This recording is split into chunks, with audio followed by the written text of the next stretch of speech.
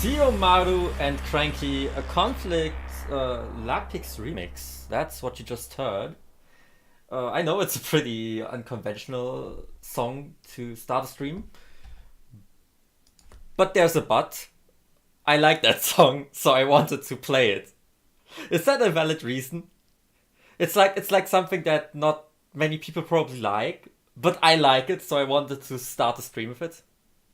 Is that a valid reason? Don't know. Hello, hello out there in the worldwide internet. I'm a weird, stupid guy from Germany who didn't stream for a very long time and then suddenly started to stream again for. It's actually the third stream in 2 weeks. Wow, what happened? um, yeah, I used to be very active, if you don't know me, and I wanted to get back into streaming, and that's why I'm on the third stream in 2 weeks. It's still not as much as I would like to do. I used to do a lot more streaming, like, you know, a few years ago when I was like really active, before my first Japan trip, I had like sometimes 3 to 4 streams every week. I'm actually trying to get back into this because streaming is very cool, very very good. There are a few things that really help me when I'm streaming, like a few things that are really good for me. Um, they make me speak English. They make me actually speak at all. Um, and speaking in front of an audience, even if it's just a small audience, will definitely help me for my next set of Japan vlogs coming 2020, because that's when I will be in Japan for the next time. All the dates are already set and I know when I will be in Japan. It just has to finally come. That's the big issue. It has to finally start. Speaking of starting, I think the Japan countdown is wrong. I didn't change that before the stream. So settings. It's not 527. It's 522. We're going down every day a little bit. The chat for some reason didn't load, so let's quickly reload the chat. There it is. And today I wanted to play fan games. So let's see how horrible this is going to be. Yeah, the FPS is normal now because my computer has to actually start a game, and my computer hates starting this game, apparently. Wait, you see? Now it started, now it's fine again. I will turn down desktop audio just in case this game could explode in your ears. It does. I know my games. I know Toho by now. Maybe the slow computer is due to, like, maybe it's my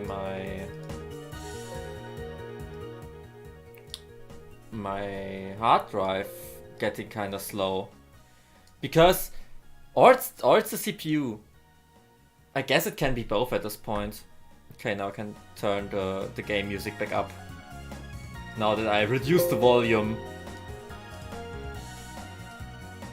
Oops, no, I don't want to, I want to move the game, yeah.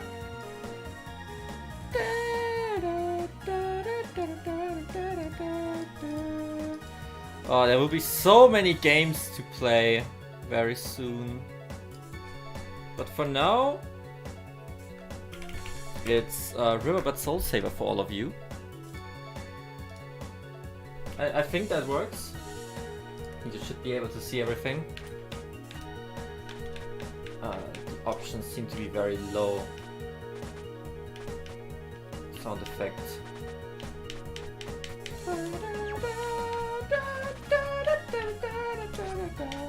Didn't play this game in a long time, I have to say. Oh, it feels like ages since I played this game.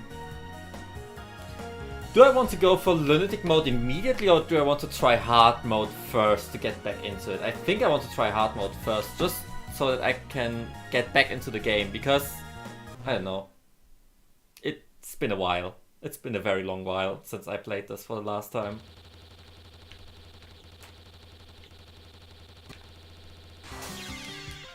Yeah. Good job. That was awesome. No, it wasn't.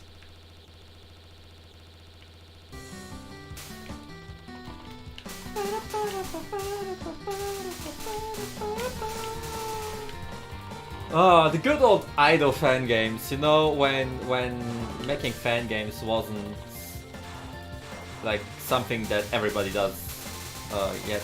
Like, at some point, everybody started to make fan games. But I think in the West, I pretty much started with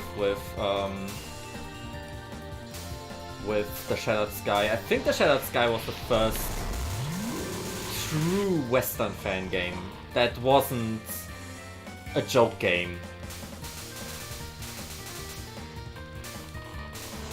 Even though some people think that TSS was a joke game.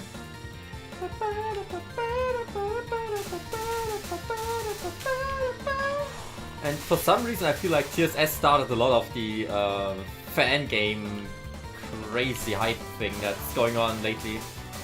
Well, like, there are so many studios working on fan games that it's insane. I mean, we do have Danmaku, and Danmaku is an amazing engine to do fan games with.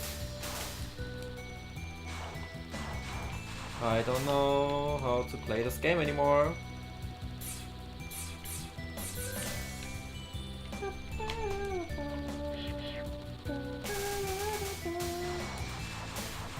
Ah, but it's such a beautiful game. Like, seriously.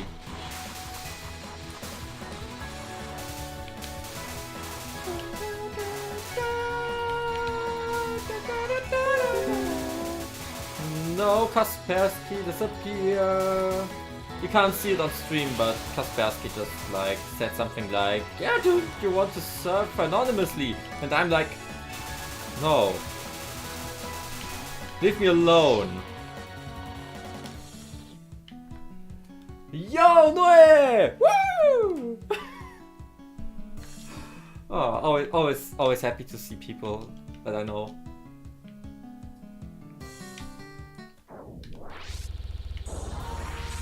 Like I said, need to do more streams, so here we are. I love how crushed the sound effects on this boss are.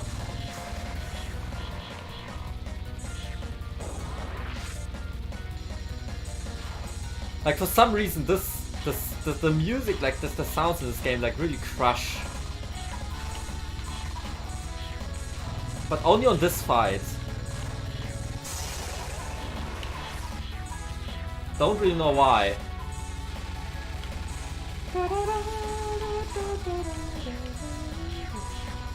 I mean, you know this game, right? Like, this game is so old by now. I think it's 2014. It's crazy that this game is so old. 2014. That's like actually a long time already. I feel old. I actually feel old now.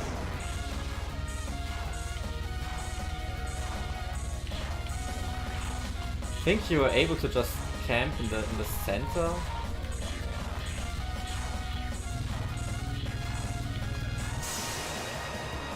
Whee!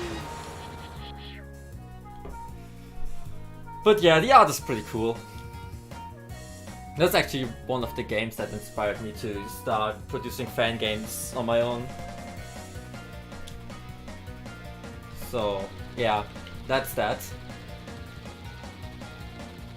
You should start playing fan games. Actually, I think fan games by now, you can find games that are better than Zun games by far, especially when you look at the newest releases in the fan games. Like, there are actually really cool fan games out there.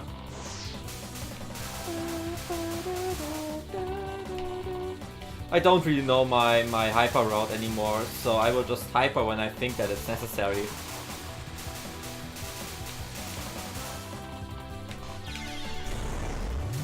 Or when I get hit stupidly.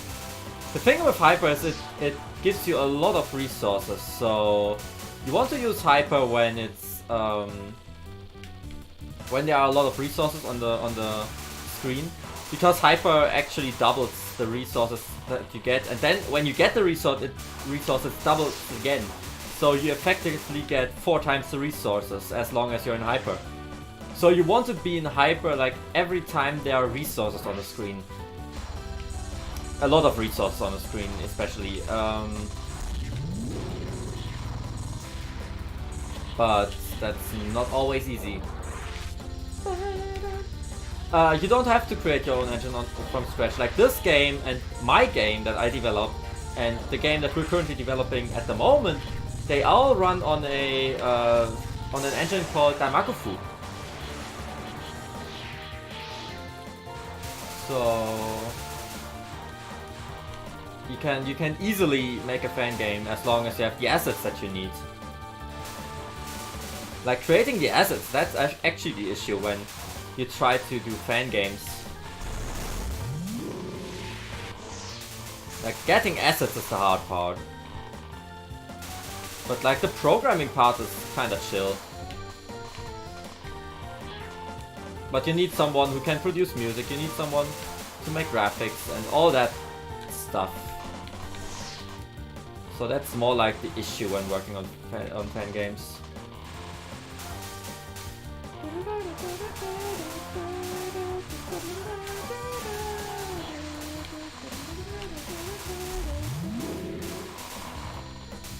Like the only thing that I don't like about Daimakufu is you can't really do anything with the objects.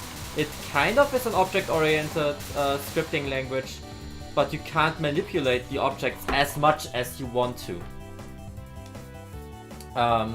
Oh, trust me, creating your own fan game even without making the whole engine on your own is a giant challenge. If you want to make a good fan game, you need to take so many things into consider in terms of performance, especially because Daimakufu is very resource hungry. So you have to optimize a lot, you have to actually think about what you're doing. So there's a lot of challenge even without creating your own engine for it.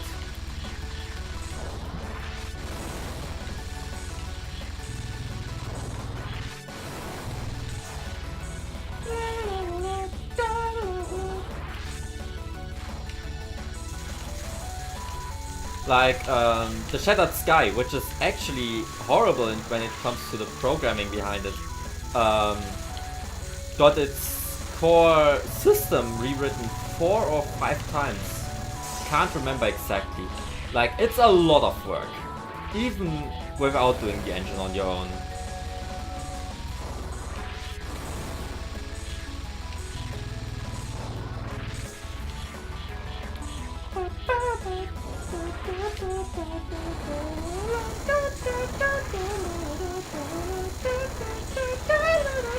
I love that song.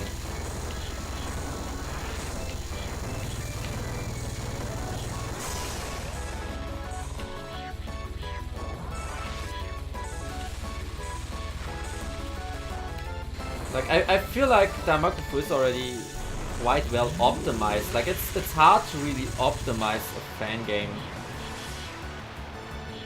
Woo!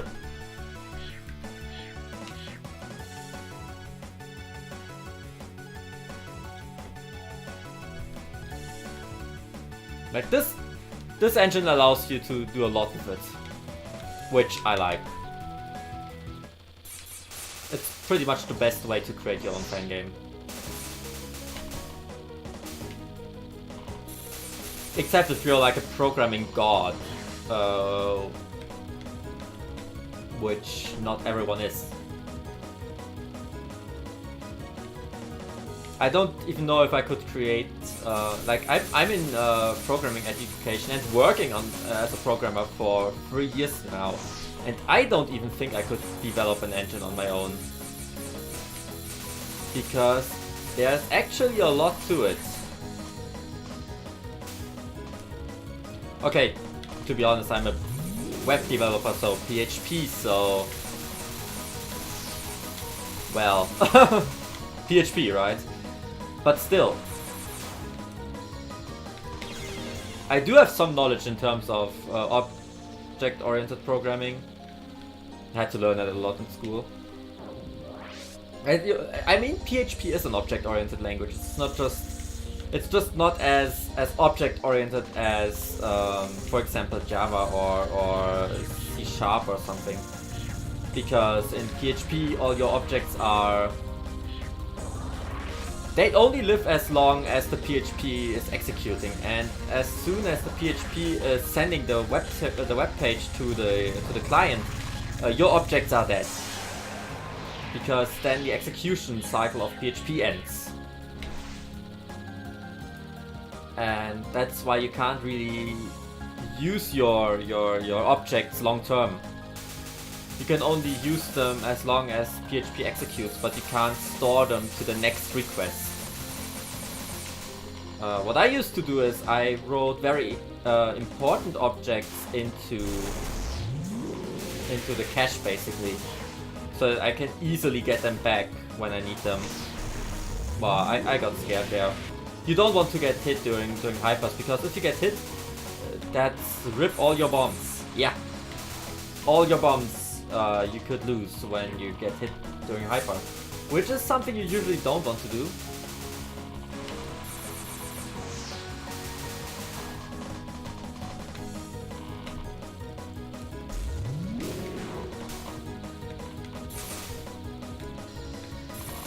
Wow, that was scary. There was a way around this, but I can't remember. Like, it's been a long time since I played this game.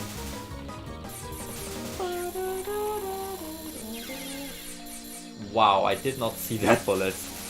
I was so focused on the bullets on the bottom of the screen that I completely missed that there were those other bullets. Happens.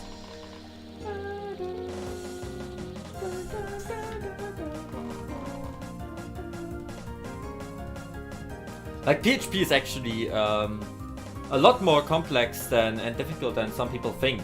Like, I remember in my school when we had a discussion about programming languages, and one of my actually a very good friend of me, when we talked about programming languages, said that yeah, PHP wasn't a real object-oriented language, and I'm like, no, fuck you, it is. Just take a look at PHP, it is object-oriented.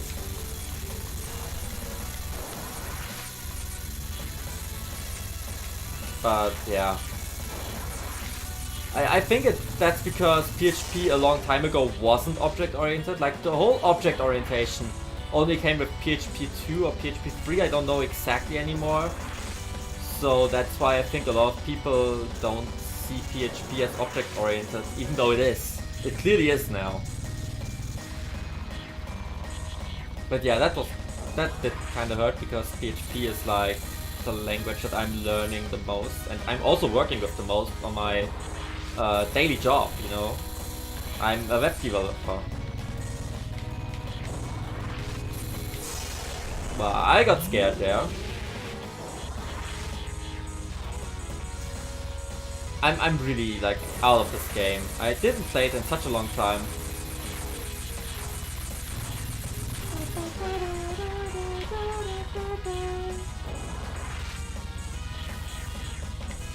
This attack is scary.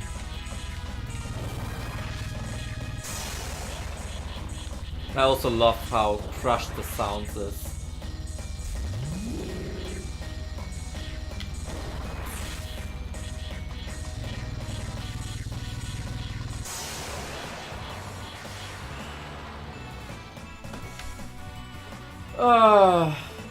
I mean, that's pretty much what PHP is. It is for web backends. Like, for the front end you usually use JavaScript, you use obviously HTML, but also like frameworks like Twig and stuff like that. And PHP is for the back end. The PHP is the server side that does stuff in the background. Yeah, I don't know. Fuck those guys who shit on PHP. PHP's awesome. Actually, if I compare like PHP with, for example, Java. I can't stand Java. Is that a bad thing to say? I honestly can't stand Java.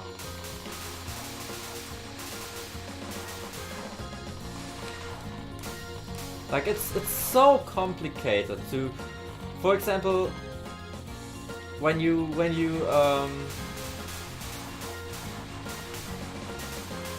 like when you want to do an array that you can expand easily, you have to use a specific external library called, I think it's ArrayList.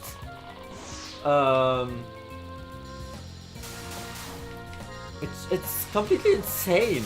Like, it's so inconvenient to use.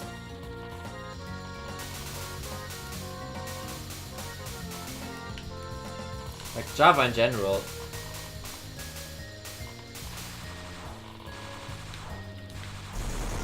Die, bitch! Yeah, Java's shit.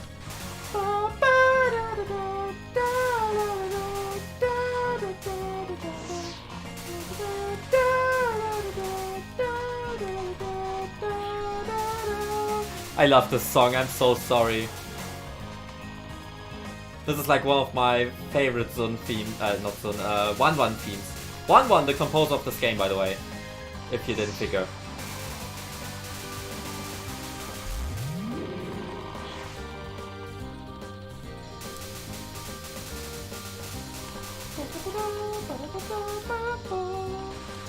I got scared.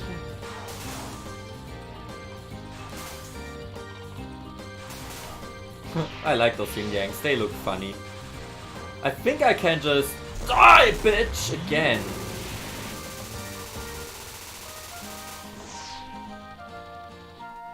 Whew, mid-boss time.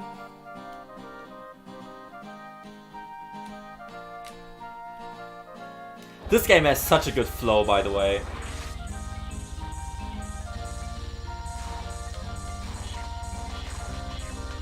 Like, it's exciting and it never stops being exciting.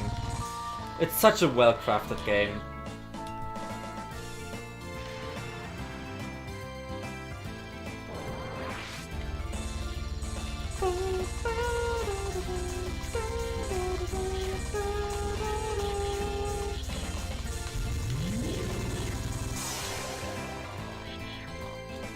Blah blah blah blah blah blah. I don't care, continue with the game. Thank you. Fun fact, this game does not have an 8 life limit. The 8 life limit on the side is only a visual limit. Your lives actually extend beyond that limit.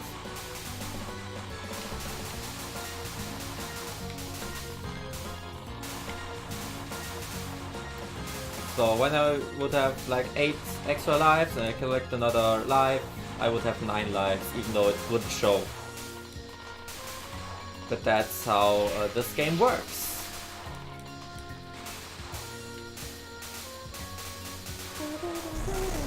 I want extra resources.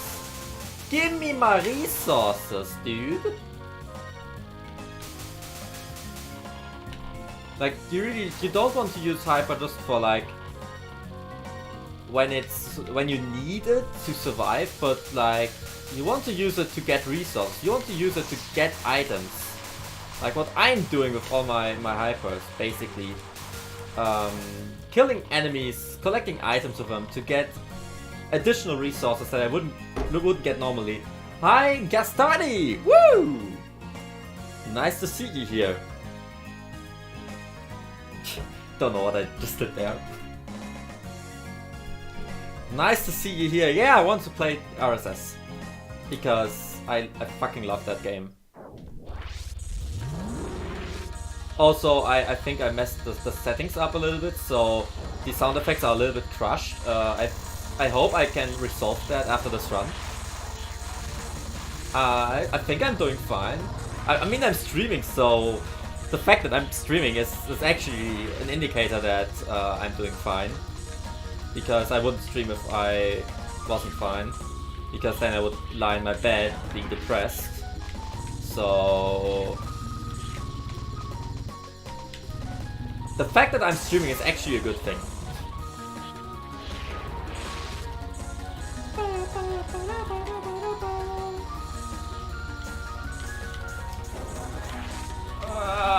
It's still scary. Like her spells are so cool, but her non-spells are so shit and scary.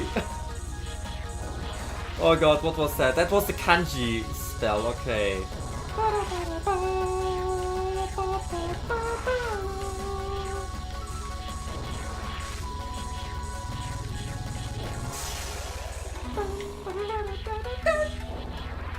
I love that theme.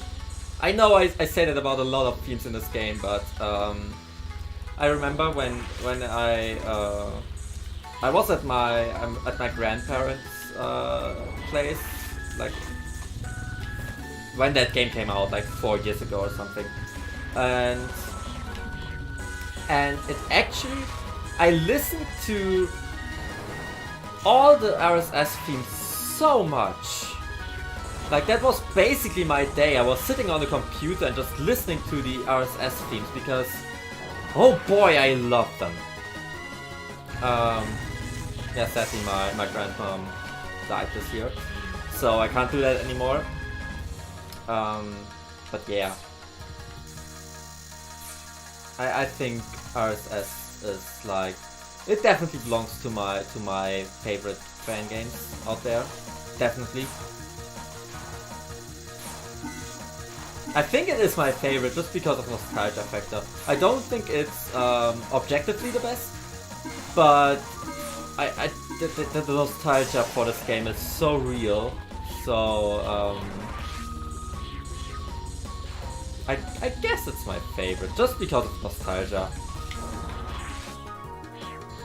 Also, yeah, like I said, the sound is a little bit broken at the moment. I will fix that after the run.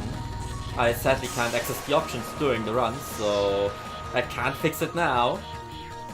I will fix it later.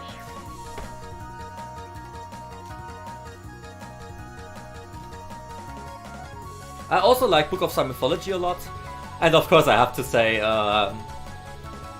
Servants of Harvest Wish. Like, Servants of Harvest Wish is my baby.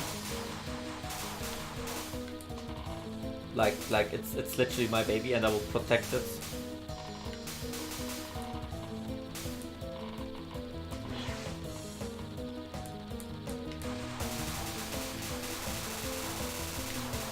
Don't know about TSS though.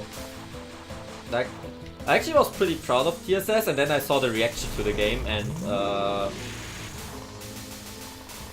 yeah, that was that then. The internet can be very mean. Whoa. The internet can be very, very mean. And when the internet is that mean, it can be very bad for the developer.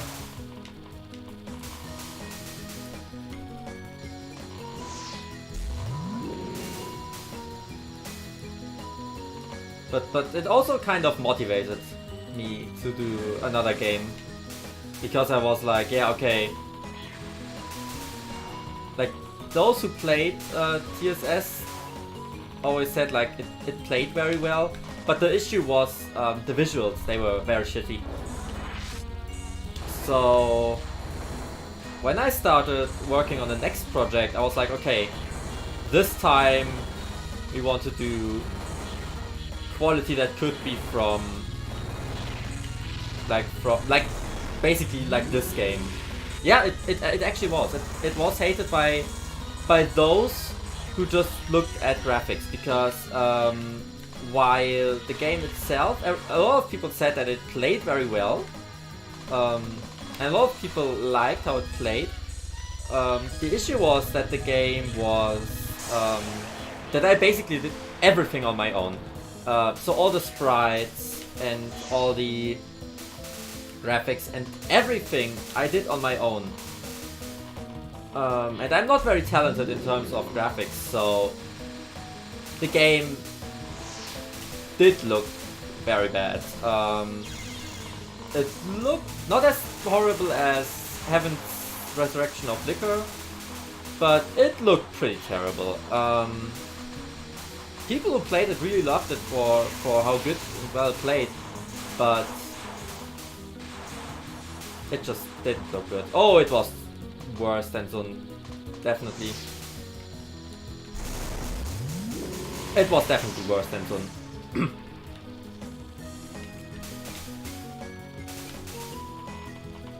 And it's like, actually, like, I'm proud of what I did in the gameplay perspective. Oh, I mispressed. I didn't want to press bomb there. I actually pressed the button accidentally. But yeah, trust me, if I say it didn't look good, it did not look good. It's the Shattered Sky TSS. I can also play it after this round if you want to. Yeah, I actually think that Sun art is nice. By the way, fun fact, here it is. There it is. We did, whoops, the CDs just dropped out. We actually did hard printed copies. What? Accidentally pressed a button I didn't want to press. Here, we actually didn't print like CDs. I still have some of them. So sometimes there are giveaways where we give away those CDs. On the Team Dreamcatcher Twitter page. Team Dreamcatcher is the Touhou fan game dev team I'm on. So we actually sometimes give away those CDs there. That was horrible. I actually hate how the sound effects are crushing the music. That actually sucks. Woo, this is scary. This is actually a lot more scary than it is on Lunatic.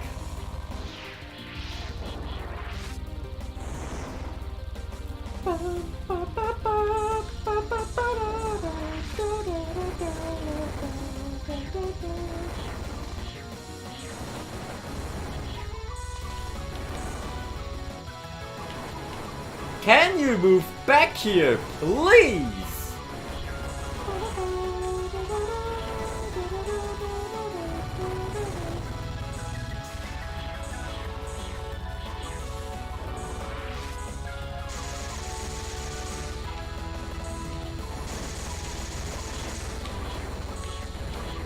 This is a lot slower than it is on Lunatic, and I still died to it, probably because it was so slow. Oh, I was reading the chat, but to be honest, I wouldn't have like captured this anyway, so whatever. Again, you shall not read the chat while playing Touhou. That's a horrible thing to do. But I got distracted by a message. Yeah, I guess that's actually the case, because like I said, I'm not talented. Actually, the sprites weren't even drawn by me. They were drawn by a friend I had back then. Not my friend anymore, sadly. Come on! I hate this card.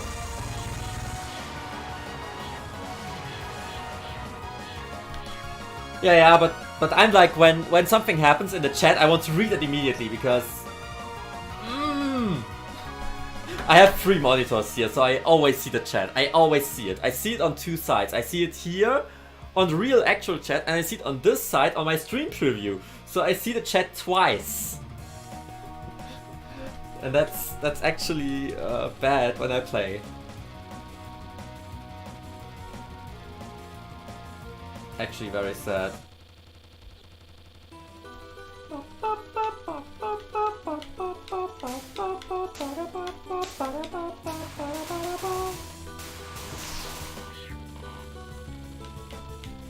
Yeah, 3 monitors. Need to have that monitor goodness. It's actually, I had 2 monitors, and then when I was in Japan, my laptop died. Well, the laptop didn't die, but the screen of the laptop died. So actually one of my screens is from a company that is exclusive to Japan. And I'm very proud of that monitor because it always reminds me of my first Japan trip. Which is a good thing, since that's probably the best fucking year of my life. Like, my first Japan trip was pretty much the best year of my entire life.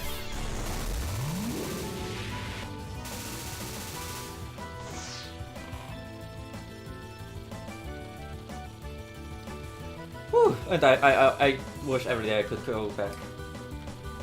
If you're interested, I actually have a whole vlog series up from my first Japan trip. It has 10 episodes, it's on YouTube right now and you can watch it. I visit a lot of different places throughout Japan, especially in the south of Japan, like Kyushu. I visit Miyazaki, Fukuoka. Fukuoka was where I stayed. Beppu.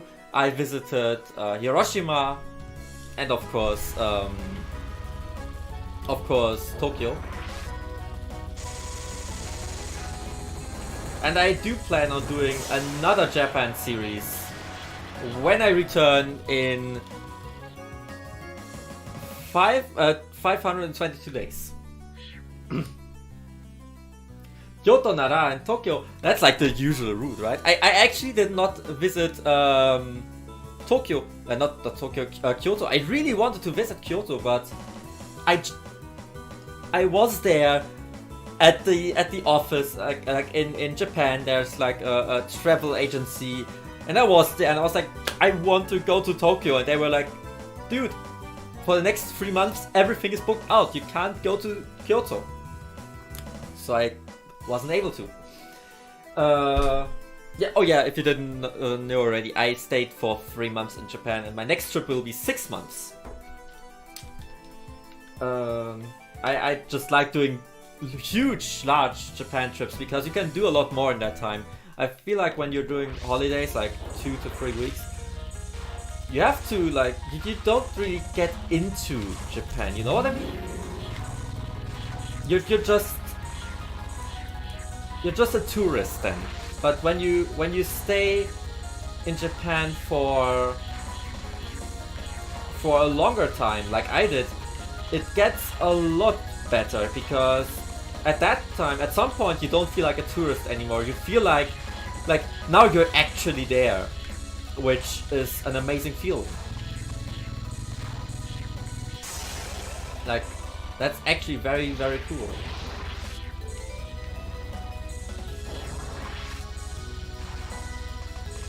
Like, I went to a school there, and I had a regular schedule with 5 days of school.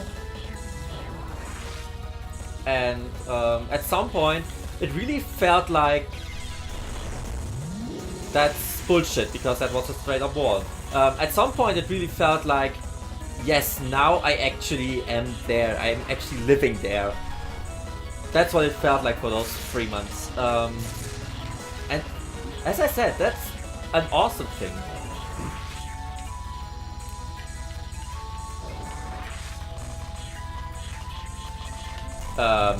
That was wall.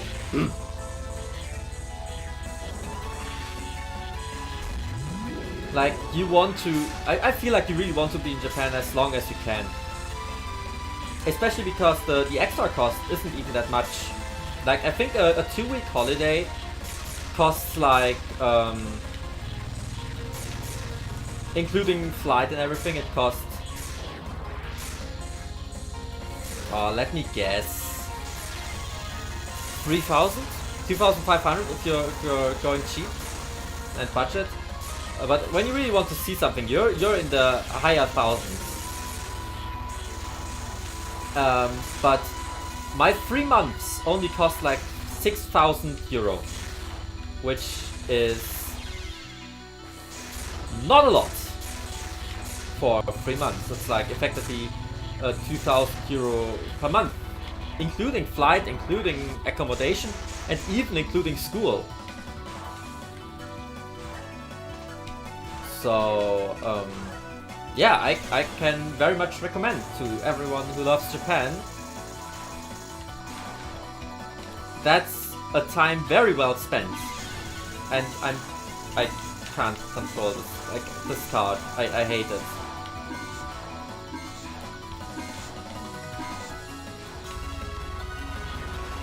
Whew. Speaking of arcade games, if you played Groove Coaster, best game ever.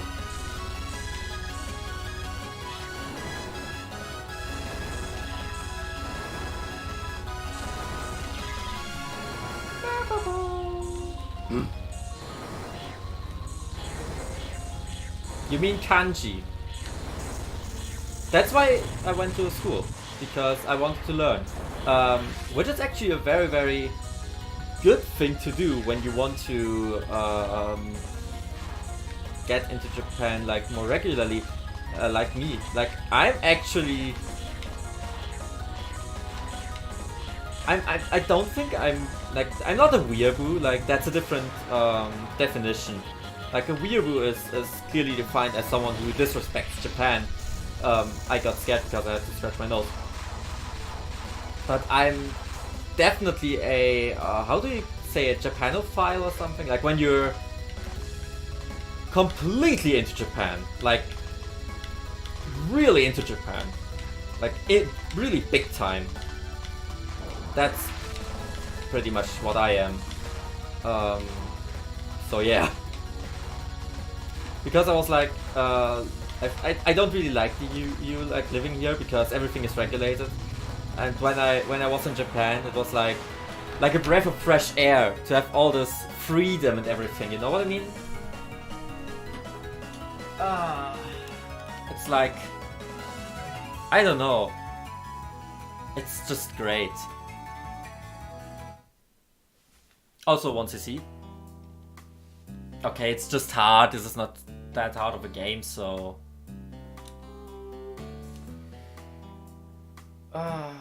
I actually saw all those classic cave games too in the arcades where I went to, but I didn't play a single one of them, I have to say. Yeah, exactly. That's the definition. I mean, I wish I was Japanese. I wish so much, but I am not. And pretending to be Japanese is just stupid.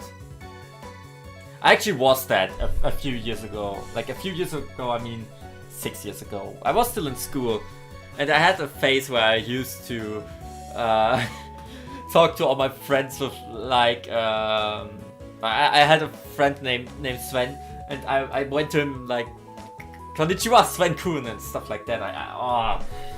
Thinking back to that time, I'm so embarrassed. It's so embarrassing to think back to that. But like, it's actually hard to like, I don't like the word weeaboo because the problem is it's hardly misused on the internet, and it's actually hurtful, I think. At least to me it is. Because I think the word weeaboo kind of means, like, it implies that you're not really, like, you're disrespecting the culture. So in other words, you don't really care about the culture, and you don't really learn about the culture, and that's not really true. Like it means that you're like, you pretend to be Japanese, but you don't know what it's actually like to live there. Well, I can say I lived there for 3 months. Does that count? Does that count when I say I lived there for 3 months and I will live there for another 6 months in 522 days? That's a big question. Okay, I will greatly reduce the sound effects now, so they don't crush my game anymore. I want to play extra before going to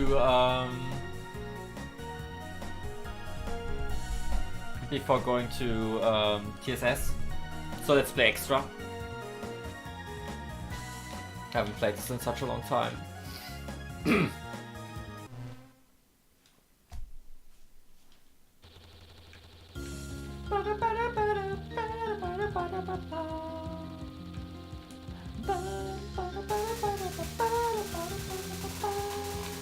Yeah, I like this theme.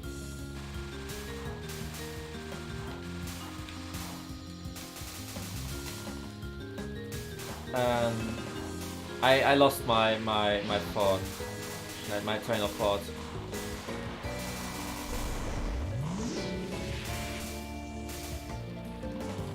I think when you really start to get into Japan and you're not like, let's say, a beginner anymore, but you start to get really serious with Japan as a hobby, the word weeaboo starts to get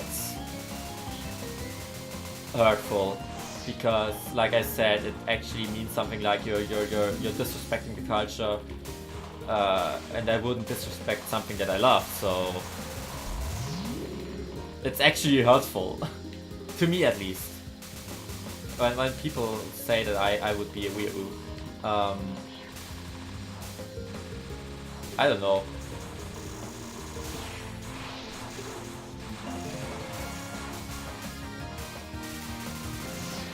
Especially when people on the internet say that word in like actually being serious about it, like actually saying, yeah, you're a fucking weeaboo because you like Japanese stuff, you know,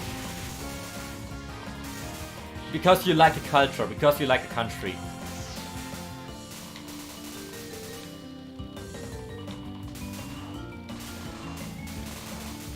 Like I would like to do so much more. I would actually like to give myself, like my channel, a name that implies Japan in some way. Like to actually have something Japanese in the title, just to like emphasize that this channel mainly focuses on Japanese topics, actually, because I like talking about Japan, I like playing Japanese games, I like a lot about Japan. But I can't, because I'm actually fearing that when I give the channel a Japanese sounding name, people could actually come in. I had that before. People could actually come in and do hurtful comments and stuff. Yes, I do have a JLPT. I did the JLPT N5 after my first Japan trip, and for now I'm basically just keeping my level, because I don't have time to practice my Japanese during like work and real life stuff. But I do take lessons to like stay on the N5 level, and my goal when I'm returning to Japan is to reach at least N4. Goal would be N3. Like N3 would be the dream. And when I reach N4, that's still fine.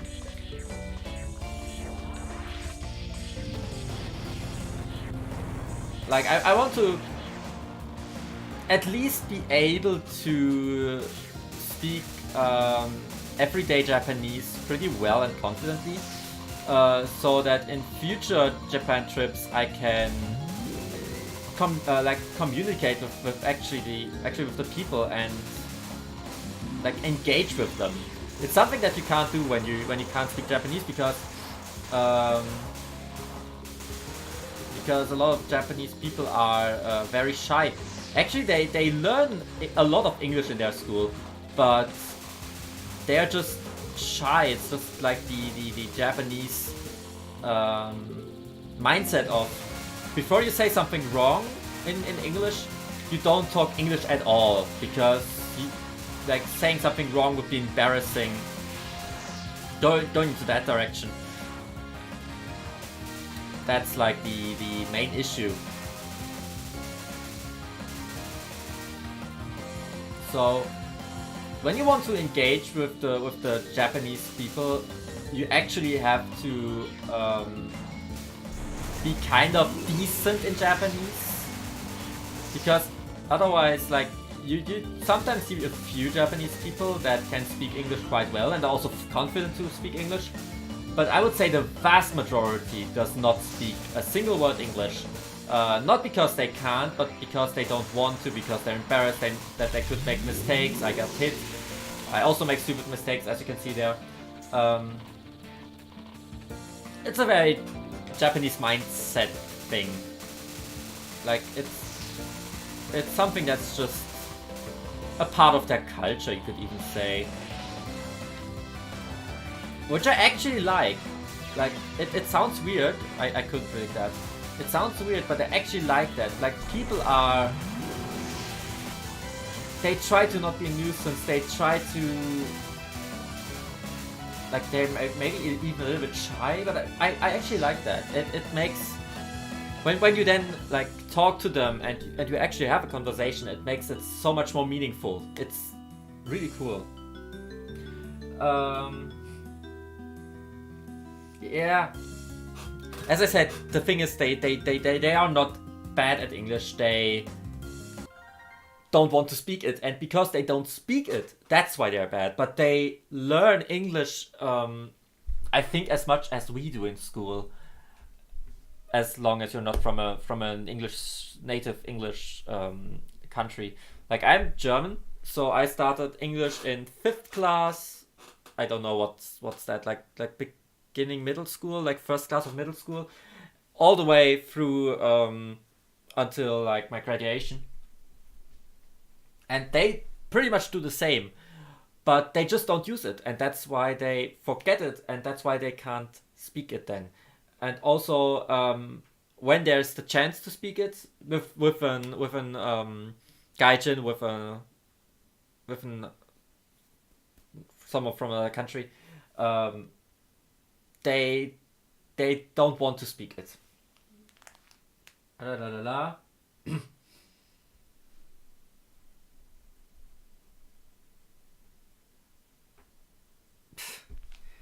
La la la. Yeah, not wanting to is a totally valid reason. That's true.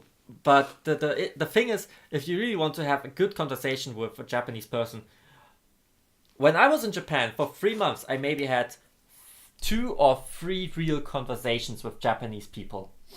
Most of them did not want to talk with me at all. Not because they didn't want to talk. It's just that they were embarrassed to speak English.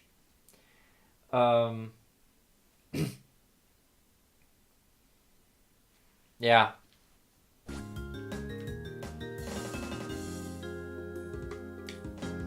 But it's actually cool when you're like sitting at the train station and there's a Japanese person coming to you and then talking to you in English, like asking where you're from and why are you in Japan and all that stuff. Like, those moments are really cool.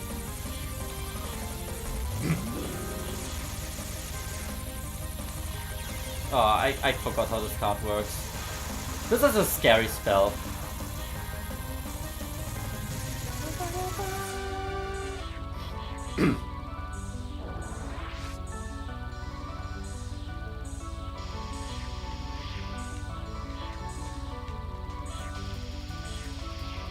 I actually talk to a lot of Japanese people in English and also in Japanese via Twitter, and whenever we don't understand each other, we use like Google Translate to like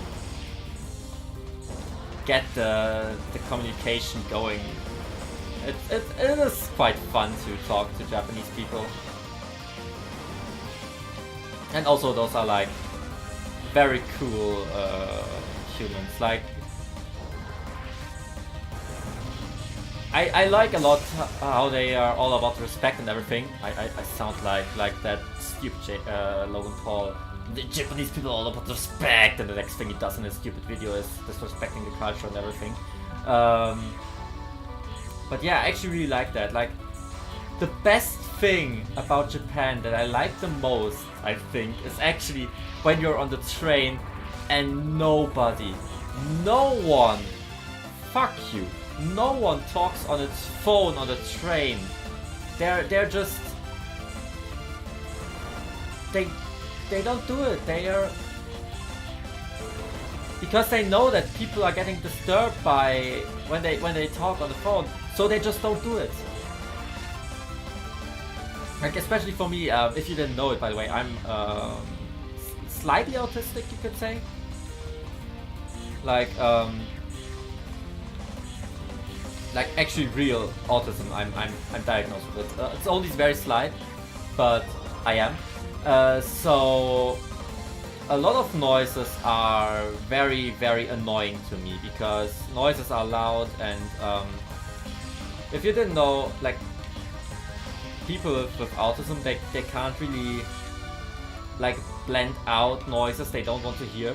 So when someone's talking on the phone on the train and stuff, it's actually so annoying because you basically get their whole conversation, including the conversation like with the person they're talking with, because you can't even like blend out those little noise coming from the speaker of the phone.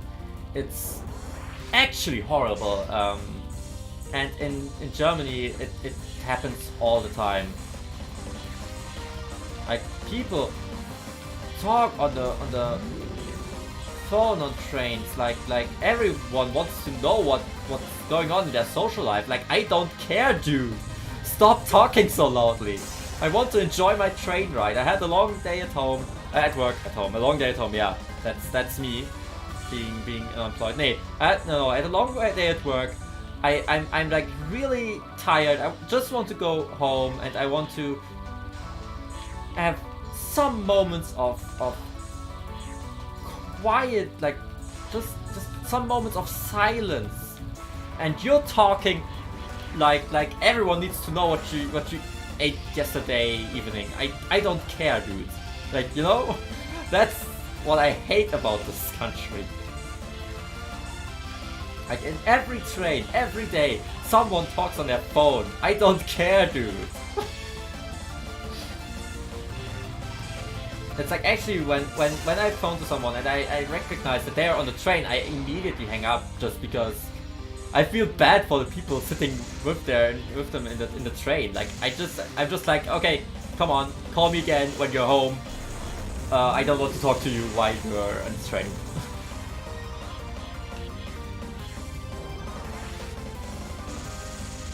But yeah, that's something I actually really like about this country.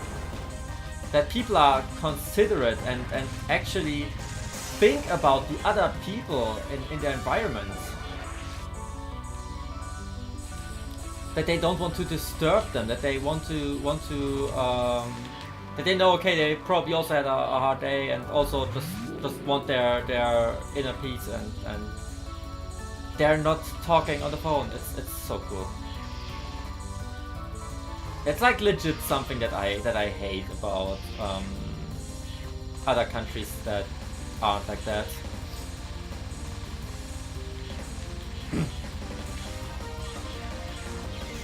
But also that people take their trash with them. I heard a story in the Abroad in Japan podcast. If you don't know Abroad in Japan and you love Japan, you should look for him on YouTube. He's a channel about Japan, and he also makes podcasts. And in one of the podcasts, he told the story of a Japanese person who wanted to do a social experiment. Still don't like the term social experiment, but that's what it is.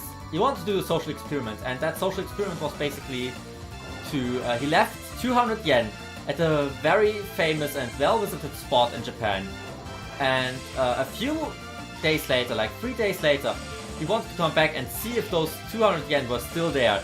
And not only were the 200 yen still there, someone else put another 100 yen to the 200 yen, so at the end there were like 300 yen lying there. It's such a cool story, it just tells you what Japan is about. Wow, I screwed it up royally. Yeah, noise cancelling headphones are really cool. I do have some myself, it's a relief. Also, yeah, that spell has 3 health bars. Before you ask, yes, it has. It actually does.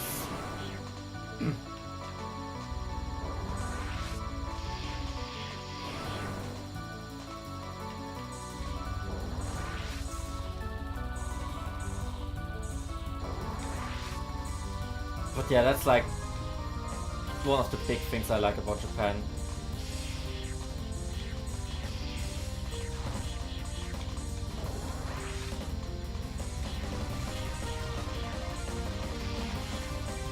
Like sometimes I feel like I'm not really like the other persons here. Like I think from my personality and everything, I would have would have been so much better if I lived in Japan, because I think my mindset is a lot like the Japanese people in a lot of times, and also it just would be better for me because, oh boy, the amount of noise that you have just on the trains here is horrible. And Japanese are a very introvert country, so since I'm an introvert myself, it's actually very good to be there. Like you actually feel home a lot more than you do in your real home. And that's probably why people sometimes call me a weeaboo too, even though I don't disrespect the culture at all. Ah.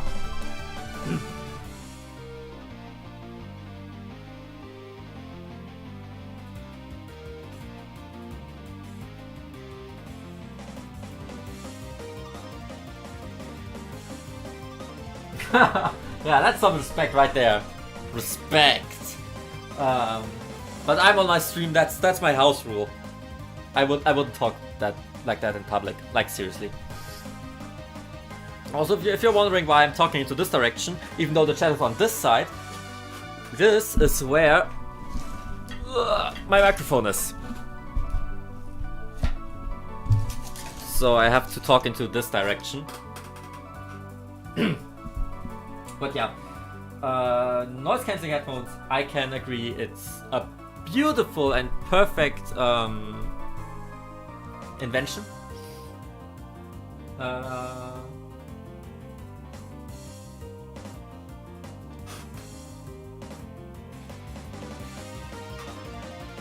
Don't have a headset. This is a headset, but I'm not talking over that headset. I actually have a real microphone here. That microphone was a perfect investment. I'm doing this whole thing.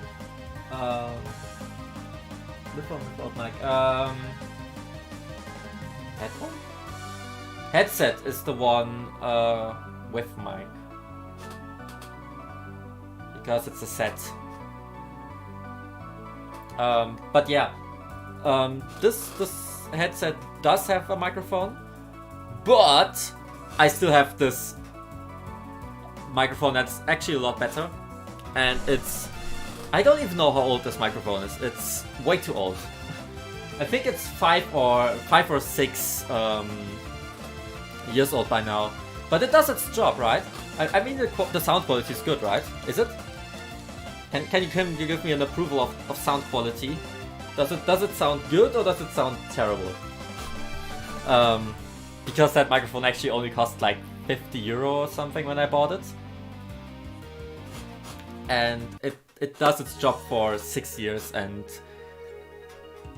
I'm happy that I bought it. Whew. Okay, do I really want to play the Shattered Sky?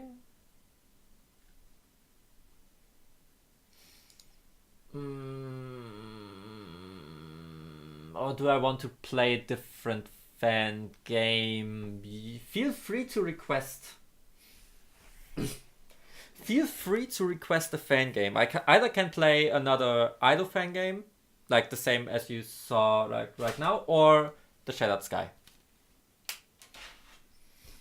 I don't want to play it at the moment.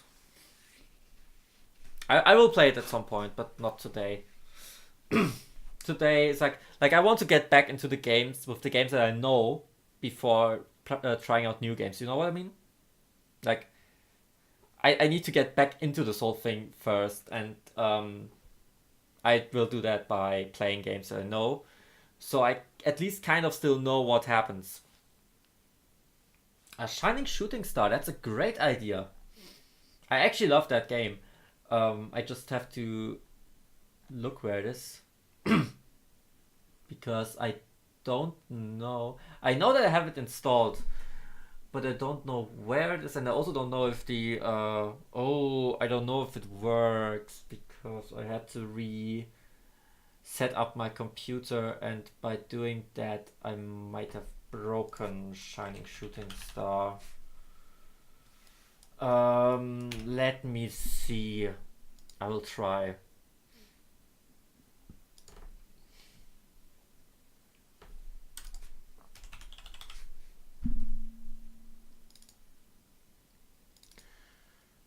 I think I don't have the polished Shining Shooting Star.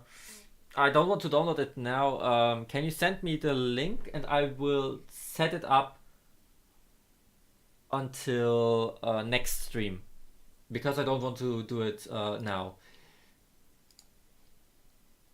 because, well, I'm streaming right now and setting this up would take a few minutes.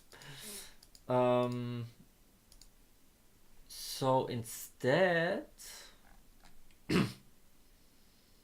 I want to play another fan game.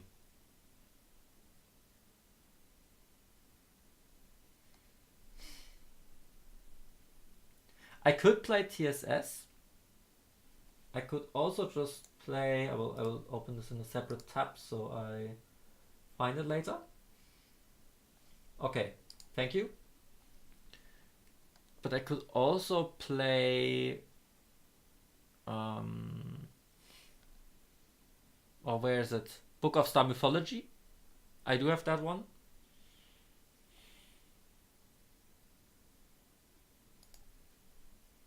Preview. Oh, that's not that far.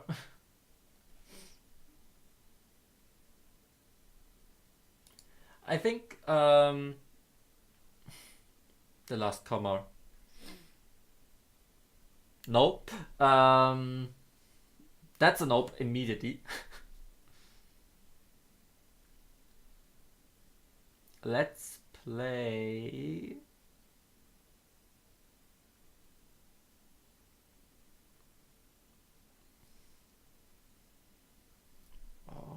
Where is it? I'm searching it. I don't see that game. Where is it? I just had it somewhere.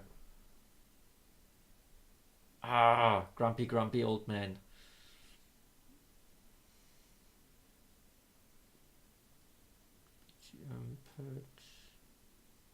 Try focuser. On a scale from 1 to 500, how blind am I? The Toho Disco fan game. Oh god, please no.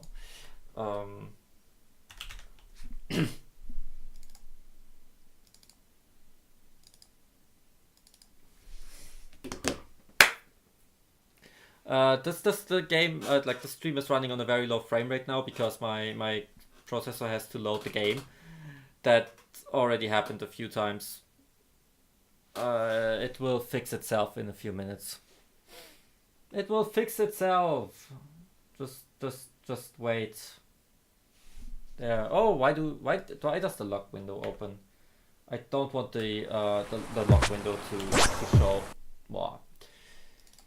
I think I was looking at how many objects the game actually generates. I hate how my computer is like. Every time I open something, the stream just starts lagging like crazy.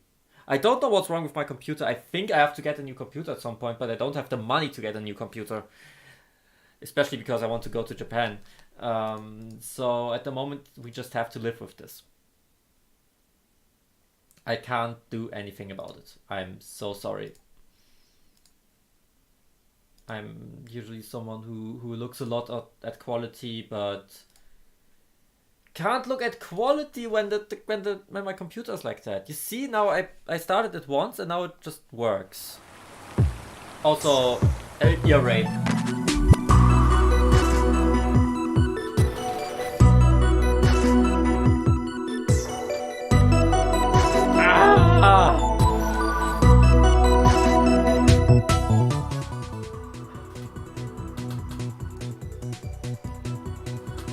Oh, my ear. That's like Toho in a nutshell.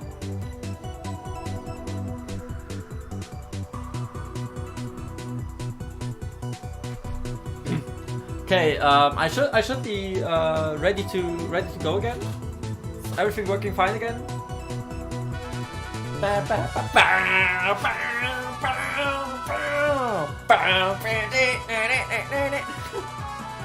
I love that theme.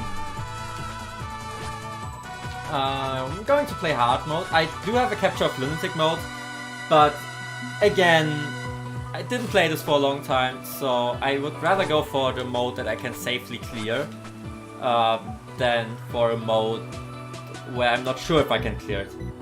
Can you confirm if the game is too loud or if the volume is fine? Is the volume fine now with the game and my voice, or is the game too loud, or... No, I won't play the Lunatic Triforce mode. I actually want to play Legacy. It's fine, maybe a little bit loud. Okay, then I will reduce the volume a little bit more.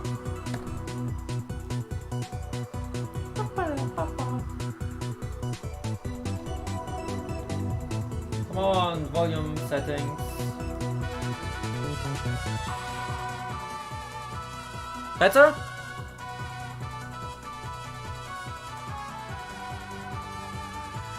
I'm just waiting for you to confirm the volume, because I want this stream to have a good quality, like a good quality. I'm always like looking at quality. I did that before too. Like you see, like for example the slice outline. Like I don't know the English word. The frame. Like that's something I'm always concerned with. That stream has a good quality. Goodbye, mouse.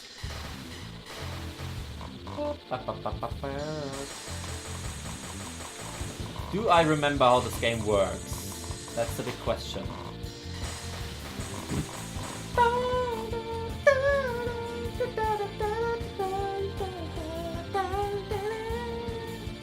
Yeah, I like this game a lot. Like I'm actually unsure if this game or RSS is my favorite fan game. Both are way up there. Like both games are just beautiful.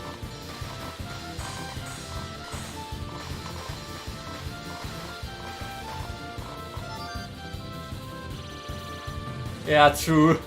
Ook of Star Mythology. What's an Ook? You mean Hook of Star Mythology? Or the look of Star Mythology? Or... I can't come up with any other cool names, so let's just assume this didn't happen. That's slightly embarrassing now. Oh yeah, normal for my streams is that I really like to sing with the music if I like the music, which I do in 99.99999% of the time, so... Right? Hook of Star Mythology. Exactly. Or the Crook of Star Mythology. Wow. I actually got scared there. Nope, I'm not accepting a bomb this early on. That was like a surprise bomb. I would have been completely fine. I just got so scared. Well.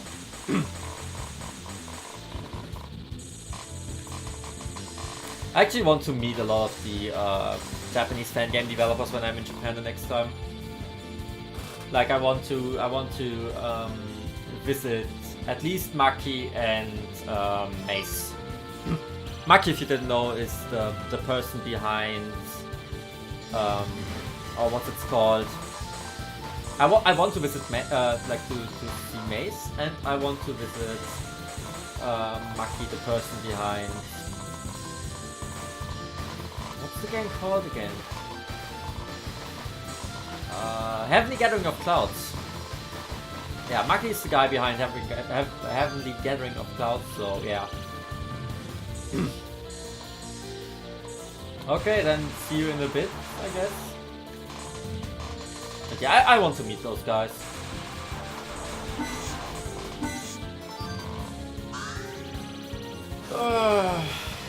Getting a little bit of back pain. How late is it? I can't see the clock.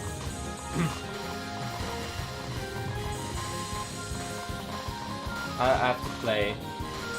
Can't see the clock while I'm playing.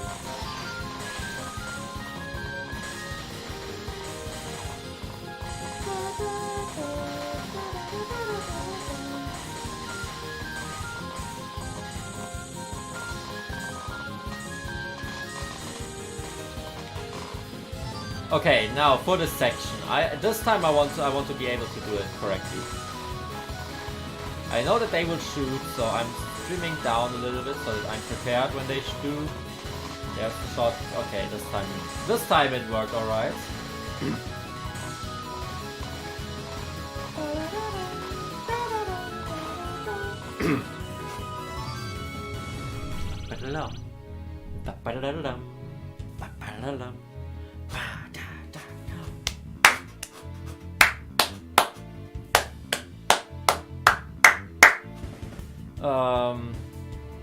Yeah, I think I should start re-uploading my streams, by the way. I used to do that a long time ago.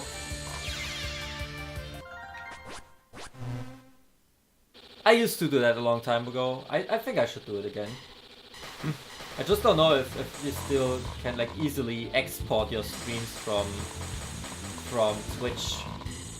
It used to be very simple to export previous streams and to just upload them to YouTube. I really should see if I can do that again.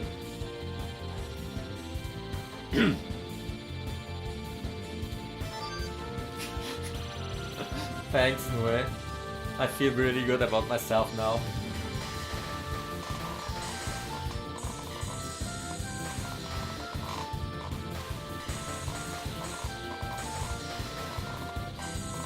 Yeah, but I think I won't stream for too long anymore. Maybe this run. Like I want to stop streaming at 8 PM. That's 8. That's in 20 minutes. So I will probably do this run and then end the stream. I mean this run will probably still be like over half an hour, so I'm not going anywhere like that quickly. Still have a little bit of a longer stream today. I'm actually interested in how long the stream is like already running. Like I can't see my stream clock at the moment because I have a bottle standing in front of it. I should really like clean up my room sometime. Like I'm really horrible when it comes to cleaning up my room, I have to say.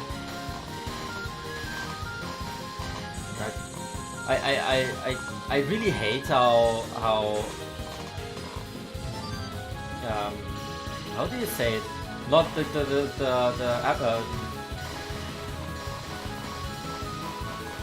opposite of be clean, and I don't mean dirty. I forgot the word. You know what I mean. I really don't like how that is, but it's so hard to get motivated to clean up, you know? Like everything is so messy, but you're just like, I just worked for 8 hours straight and I had to drive the train for 2 more hours and people were talking on their phones on the train and stop. That's usually me, well, it's getting a little bit hot in here. That's actually me every time I come home, except for today, because today I had actually motivation to stream. Also, yeah, my hair is that long.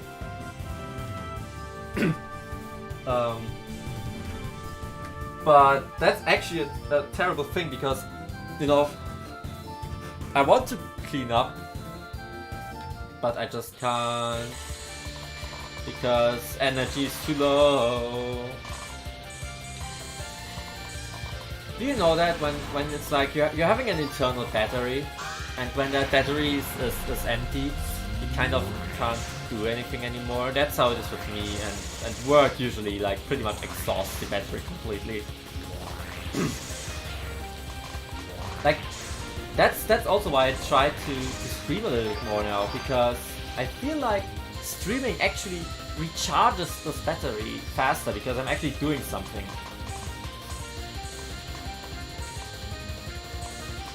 Because I'm doing something that I have actually fun with. Like, I don't know. Streaming is fun. Streaming is a lot of fun.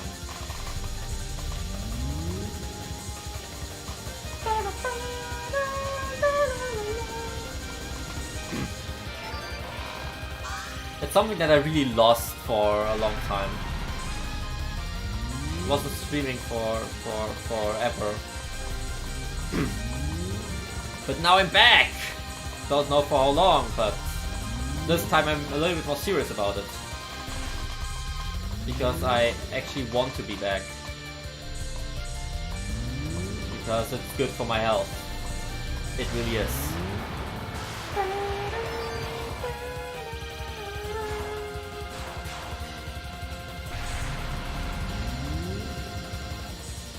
Yeah, it's like, that's a good thing with my room. I'm basically still living with my parents, so that means I don't have to pay rent and stuff. But I do have my own, basically little apartment in the house, so I'm not disturbing them when I'm loud. Which is a good thing, because they used to always complain when I'm streaming, because when I was active a few years ago, my room was directly next to the room where they were sleeping. So as a result, from like 10 PM onwards, I wasn't able to stream at all, period. Because they were just like, hey, we want to sleep now. Shut up, you know? And now I can be as loud as I want. Maybe not, because they could even hear it. I don't want to try to be as loud as I can. But yeah, that's actually a very cool thing. But then you start working and it kind of loses everything from there, because suddenly you have to be an adult. And honestly, I can't be an adult. Like, being an adult is so hard.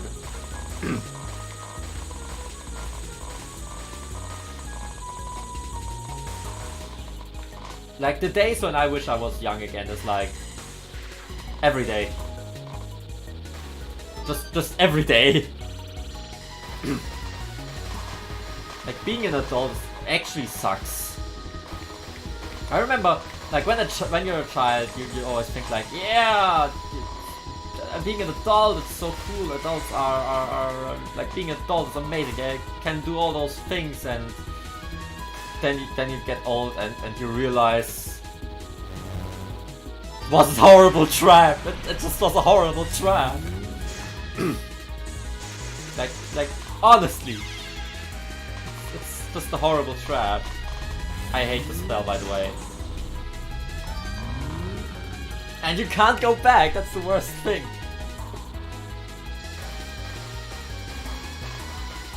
Yeah.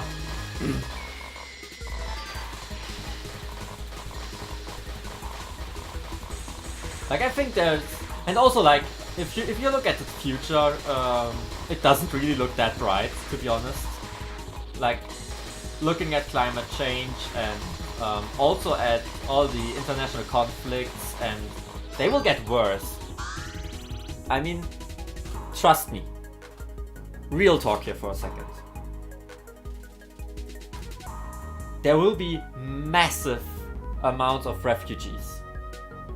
I'm not against refugees. The thing is that a lot of people, like 10 billion or what we will be in a few years, they will cramp together in a very, very small space where people can still live. So the population density will skyrocket. So the future looks actually really grim, which sucks. So I don't know, I can't look forward to the future, it's like, like from here it's only downhill. Like as a child it was really nice, and now it's going downhill very very fast. After the time as a child was so awesome. By awesome I mean I got bullied a lot, so maybe not that awesome, but it was relatively okay-ish, and then real life happened, and now everything sucks.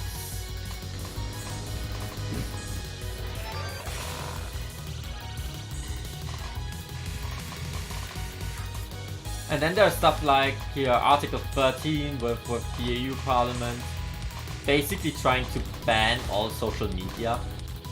It's not that true intention, but it's basically what will happen if that article goes through. So, holy shit, like, our generation is fucked if that happens. Like, our generation is so depending on all that social media, and also like Twitch, YouTube, Twitter, like our generation does depend so much on those platforms. It basically became second life for a lot of us. It definitely became for me. Like, I have a lot of watch time on YouTube. More than I like to admit. So yeah,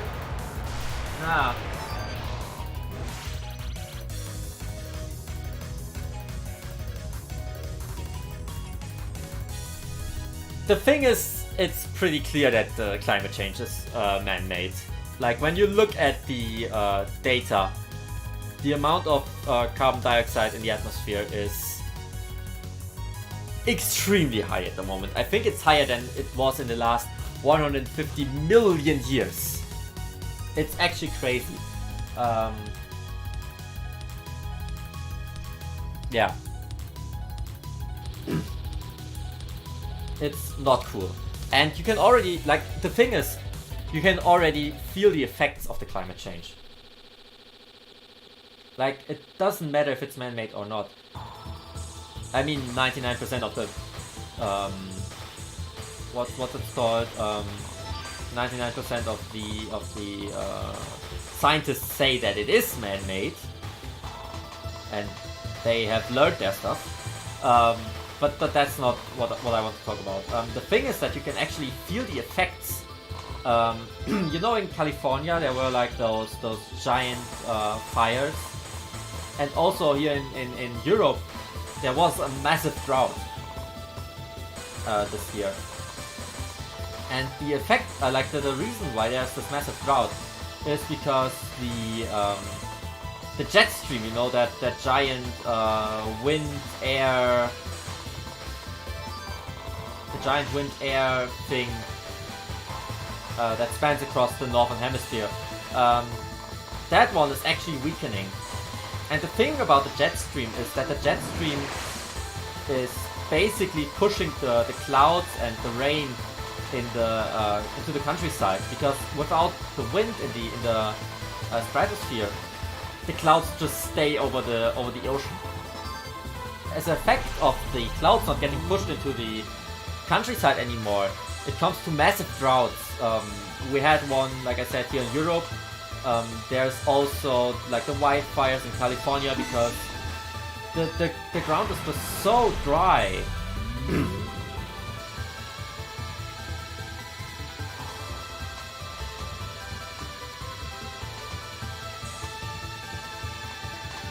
Like, the climate change is here, like now. We this year suffered the effects of it. In November of this year, actually the rainfall in Germany was 90% lower than what it should have been. So when it usually rains, I don't know how much it rains, but when it usually rains like 200 liters, it only ran 20 liters. Rained 20 liters.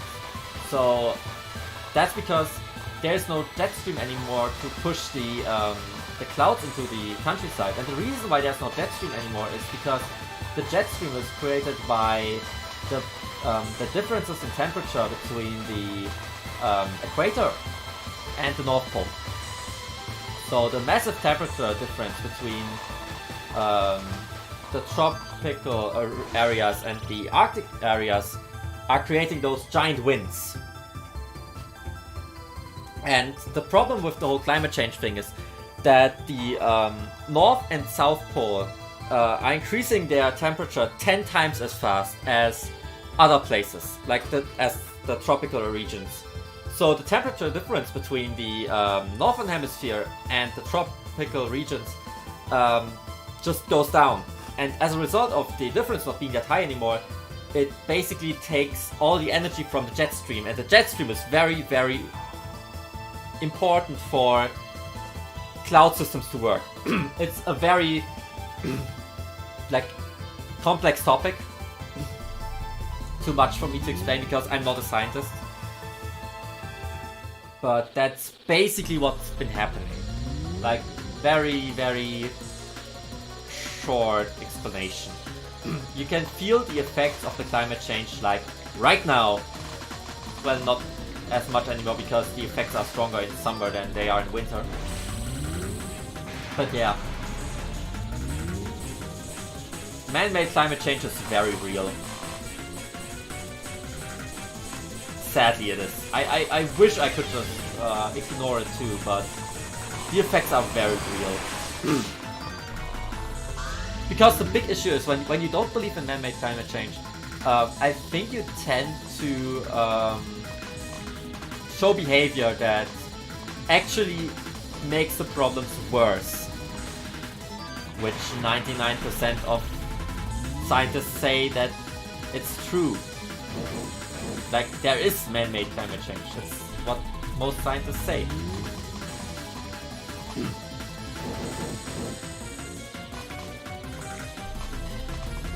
So that's the big issue.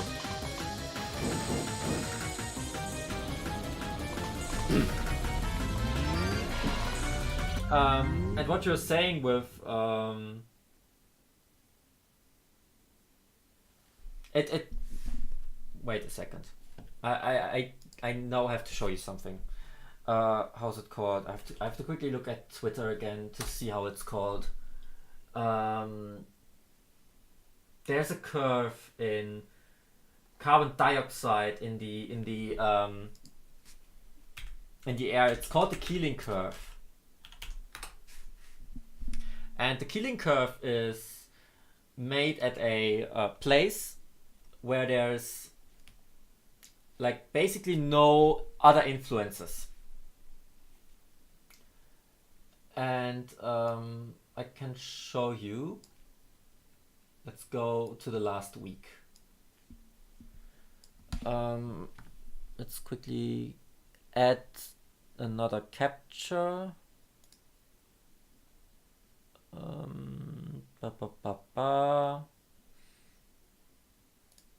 Let's add just a screen capture.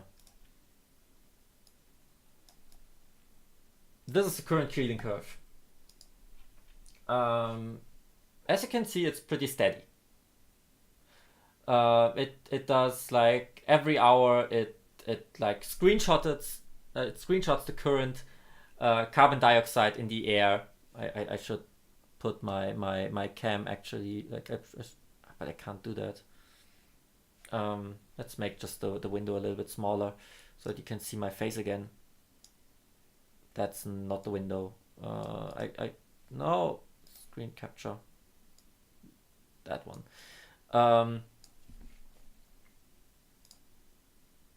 So that's, by the way, the page. The Keeling curve, it's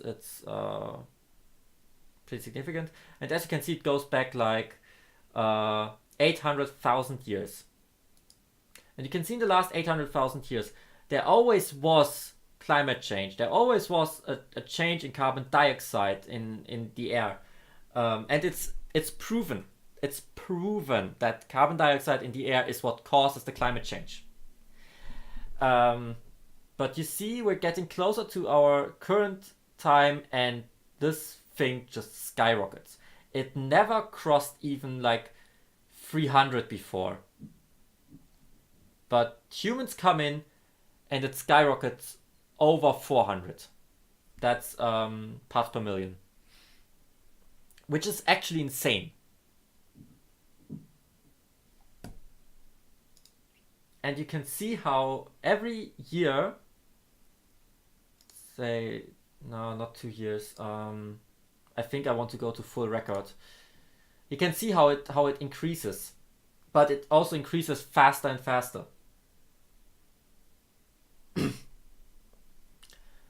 Like, it's proof that carbon dioxide is the cause of climate change, and this right here, you can see it.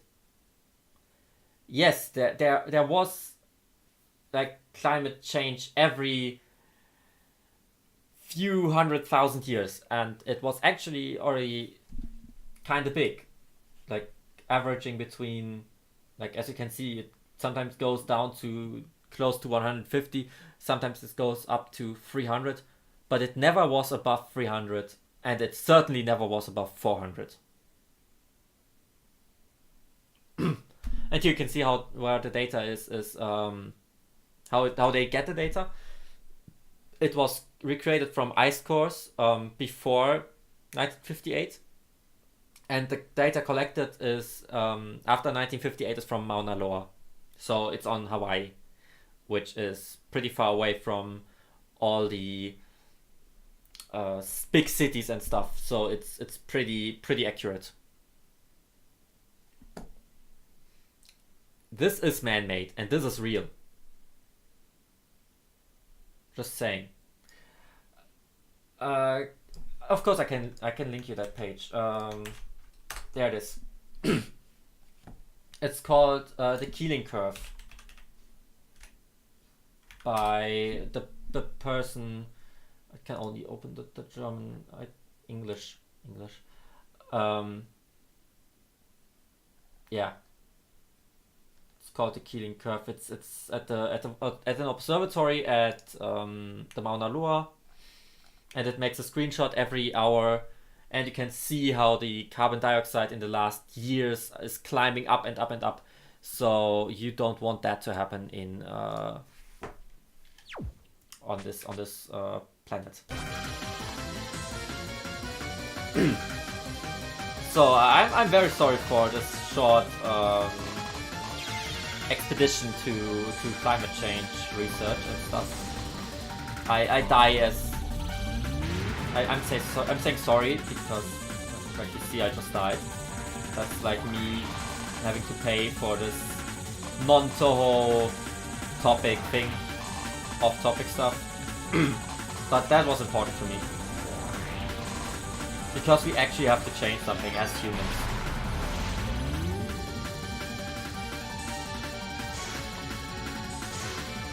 The thing is, I don't really like people who say that the climate change isn't man-made is stupid in my opinion, because all of the you know so many researchers say that yeah, it's man-made. So many people are saying that. So many like researchers that know what they're talking about say yes, it's man-made. And then there are people who's like no, I don't believe in that. But there is no proof. Like there is proof that the climate change is real, but there is no proof that it's not real. You know what I mean?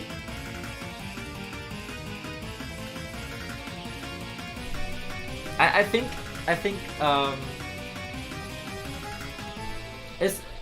it's okay. I think it's actually a cool topic to talk about. You know, on streams it's always important that you have like things to talk about. So I'm actually glad that we were able to talk about this. But what I think is,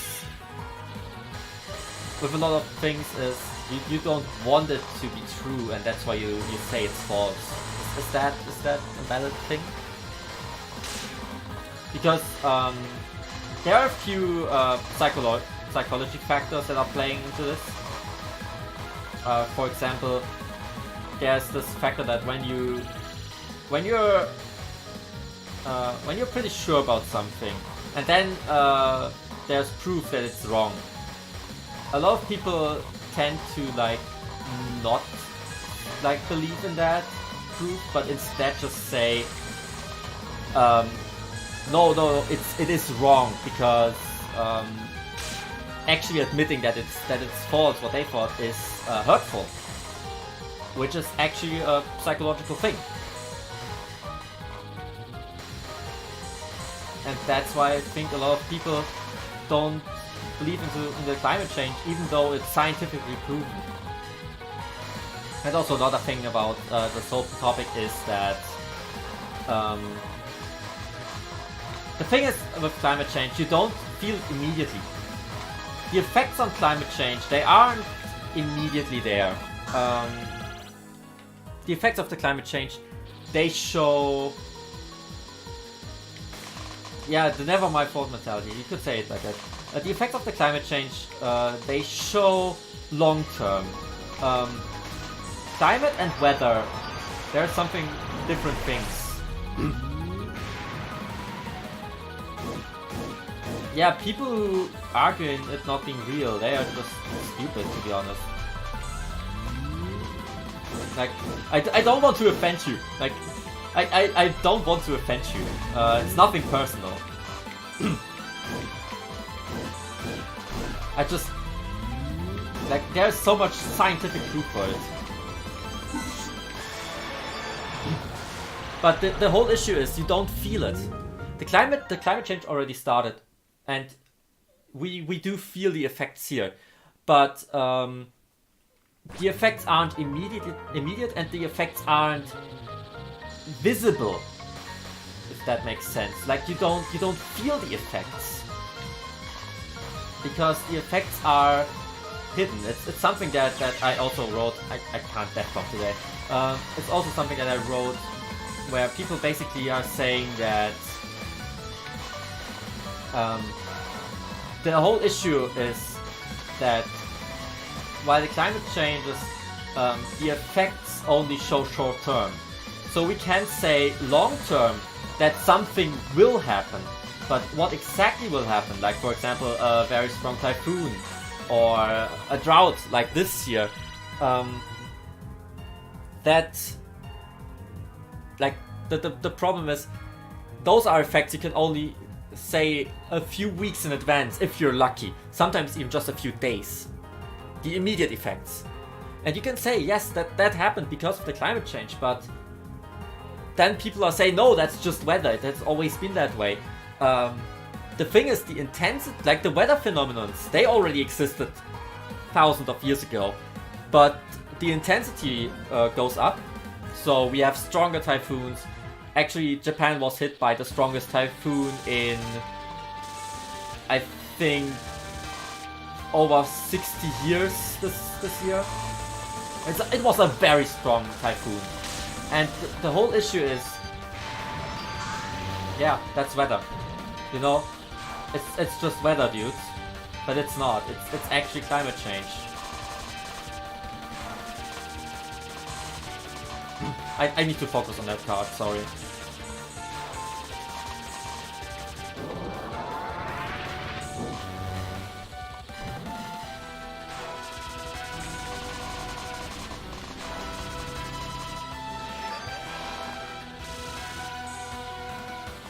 I really need to focus during that fight. I will continue my talk later.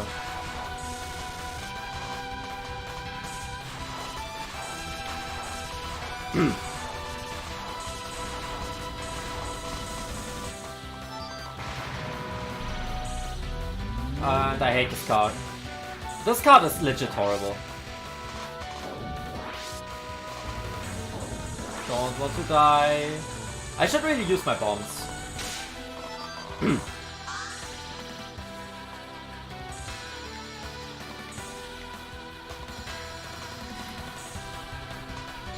I mean, I have so many bombs. I should press the bomb button more often. That could lead me to victory.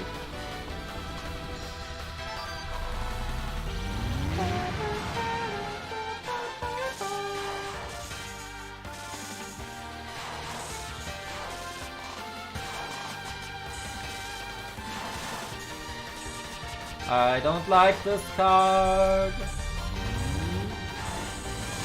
I forgot I could still kill her before she starts with those stupid things. Oh god, I hate this card.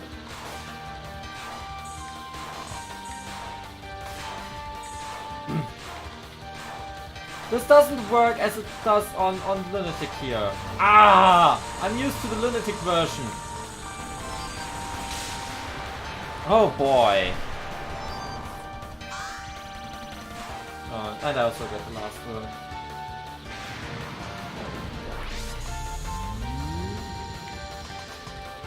Like for example, I can confirm, like in Japan it was like the hottest year since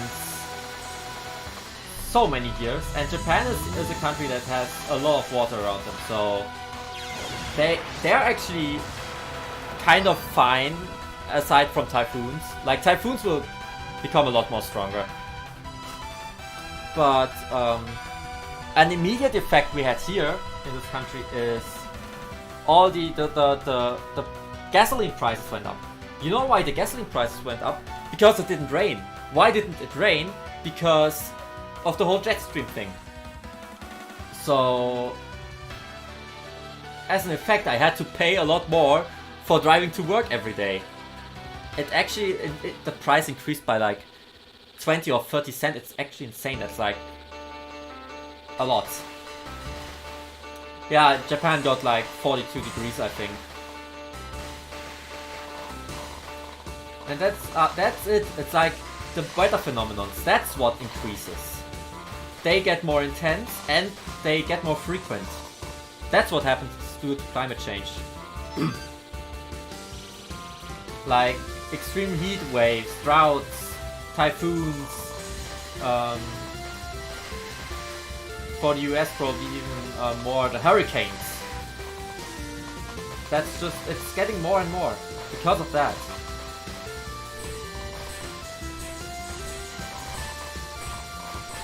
And yes, as you can see by the killing card, I think it was, it actually, like, it is measurable that humans have an impact on the carbon dioxide levels in the atmosphere, and as a result of that, I mean, carbon dioxide is bad for the climate is scientifically proven. So you add up 1 and 1 and you know that climate change is man-made. But like people that deny the climate change, it's actually dangerous because I think if you deny that and you don't see the immediate danger of climate change happening, that's where it gets dangerous. La la la la. That's good. The Earth will not end. Definitely not. Humans will survive climate change. I'm pretty sure of that. But I think we'll see a massive decline in the amount of humans living on this planet because, you know Spain. Spain, you know? Spain? I guess you know Spain, right? It's a country in the south of Germany. Of Europe. And it's like, you know, I'm German, so of course, Europe, like the whole world is Germany, you know? Always need to be that Nazi figurine. No. You know, Spain is in the risk of like that a big part of the country is turning into a desert actually, because they also got like very hot temperatures, but Spain is actually turning into a desert because 1, it's very hot, 2, it doesn't rain a lot, and 3, I think because of the agriculture, the ground is very dead, so it cannot take in water even when it rains, and as a result, everything is just turning into a desert. I think it was like, I read that by 2050, 90% of Spain could be a desert. So it's not just refugees from like the typical refugee countries, it's also like in Europe, people will have to leave um, their homes and seek for a place where they can live. So the amount of space that people have to live in is going to reduce a lot. Of course, there won't be an immediate effect as to the world will not end, but we'll have a lot more conflicts. We'll have a lot more refugees coming, and you can't stop them, because if people are about to die, they will do everything not to. Except if they're depressed, then maybe not, but like, if people can't continue living where they live because their home is turning into a desert, that's where we have a problem.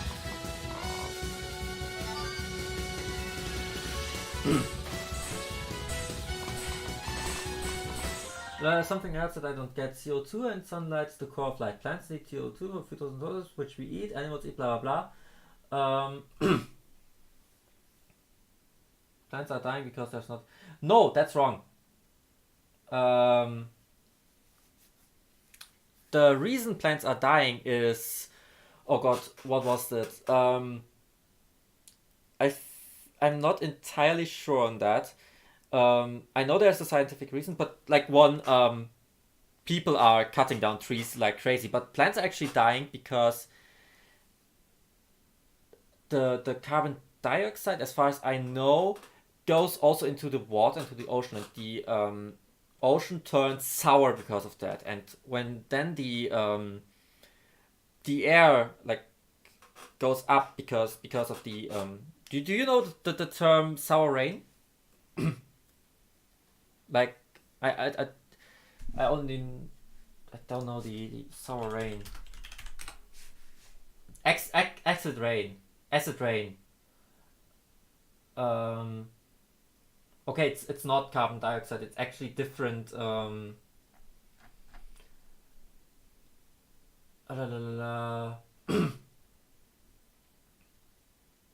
It's also something from emissions. It's not CO2. It's something else. I can't find the exact material. SO2 from refineries, for example. Yeah. Okay. So it's other minerals and elements that are on the sour side. So when they get into the water and the water then goes up, gets like turns into clouds, and then they cloud rain down, the pH level of the rain is very low, so it's a little bit like an acid, and that actually hurts the plants. So that's where the plants dying is coming from. And the other reason why plants need CO2 for photosynthesis, that's true, but there's also a limit to how much plants can turn into O2 again.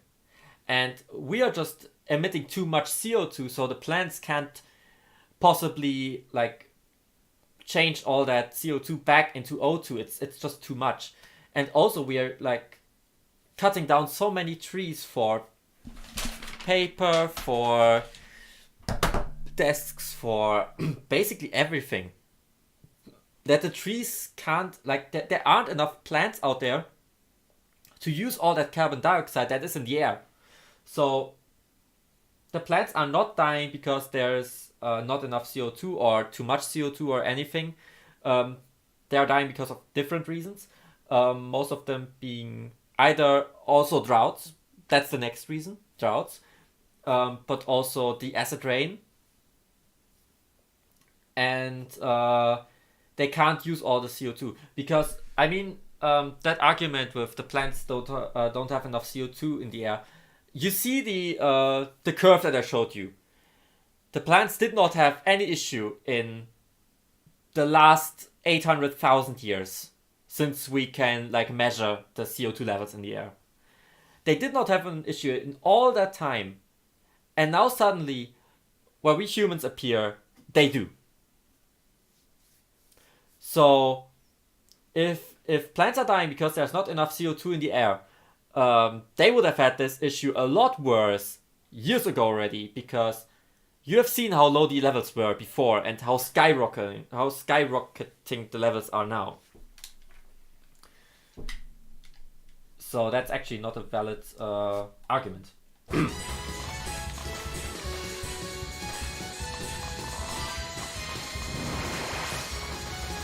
If you have more questions about this, please ask them. I would like to explain everything that I can explain, because like everything where I have knowledge of, I would like to explain to you.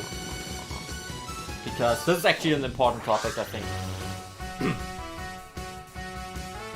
Also, that Reimu is cute. I like those ears.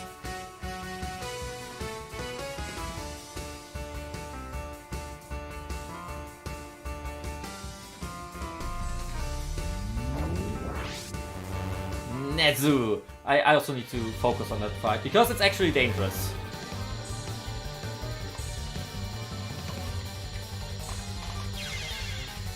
Yeah. But yeah, if you have questions about this whole topic, please ask them. I want to answer them. I really want to. I will even stream longer to answer your questions about this. Like, I will actually stream longer to do that.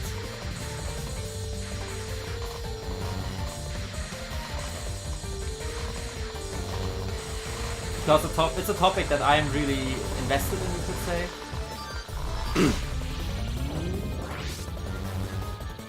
That's very important to me.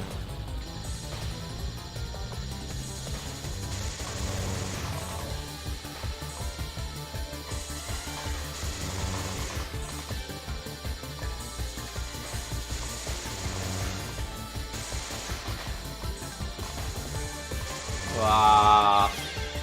Ah, I couldn't. I didn't see that. Ah, I hate this fight.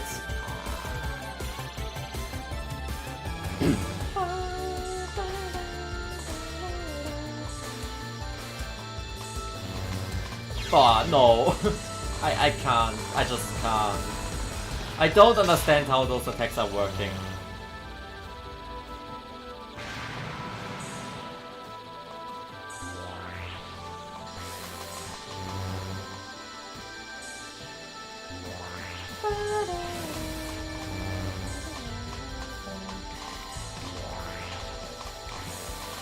Oh, that's a wall.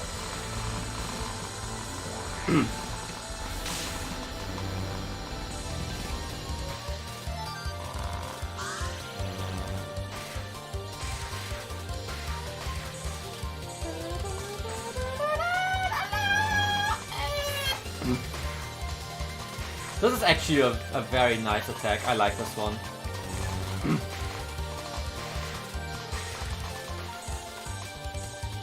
It just takes forever to kill. Bah.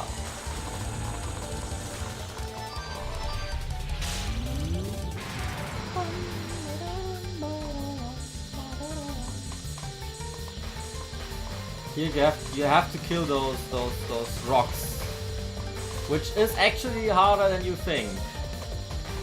But if you don't kill them, they will kill you.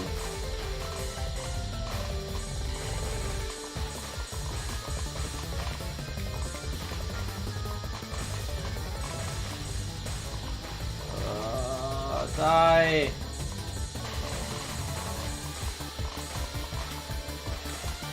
How long is that card?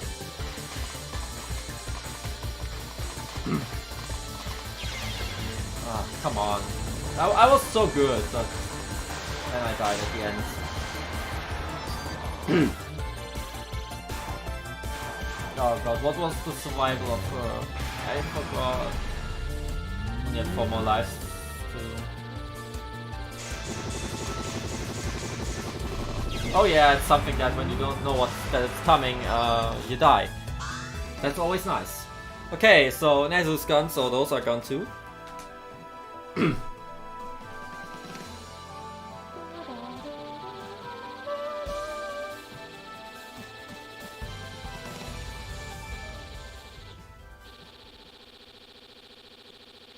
Oh god, this... I hope that this is fine on the stream, because the amount of colors in the stage, it can break the frame rate. Not the bit rate, the frame rate, the bit rate. The bit rate can die in this section because of the amount of things that are changing in terms of color here.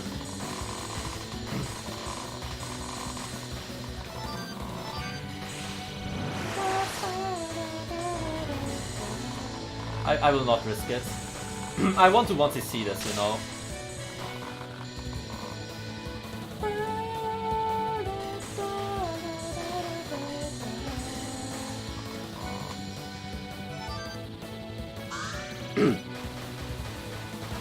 Also something that this game seems to be $5 by I don't know. Something I can tell you all, which is very cool when you want to do a little bit for the climate, is without paying and without really doing much, is to change your default search engine. There's a search engine out there called Ecosia.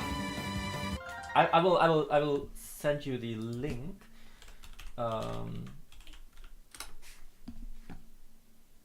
Ecosia.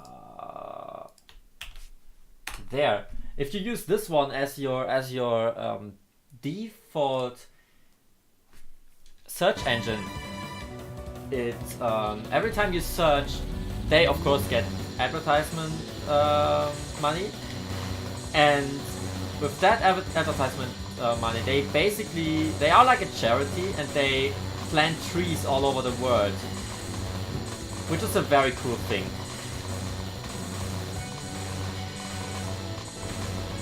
So they not only fight climate change with that, but also like in areas where there are deserts, they help to plant trees so that people who live there can get food by those trees, because they always plant like trees that are beneficial to the local people there. It's a very cool project, and yes, they are trustworthy. I can confirm they are trustworthy, 100%. And it doesn't cost anything. And I always say, like, when you have issues of any kind, you can still just like go on Google, like first try to find it on Ecosia, and when you can't find it on Ecosia, you can still find it on Google. So it's a very cool thing. And it actually helps. I can't do this survival, by the way. This is a very scary survival.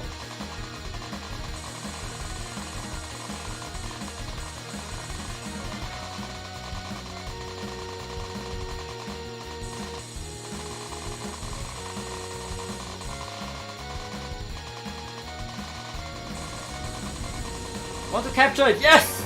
Never captured it before.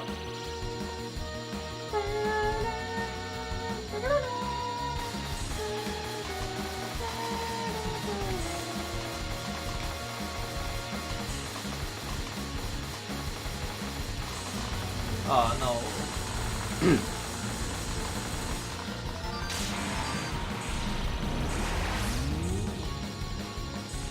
I can't remember the spell. Can't remember what it does to me.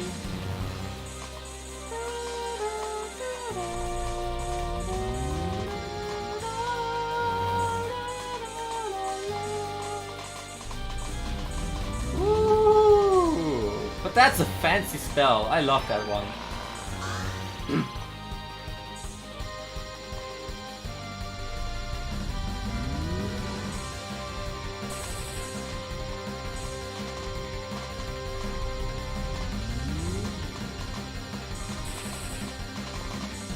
Wow, that was a little bit scary, that dodge there. And I still got walls. Sad face.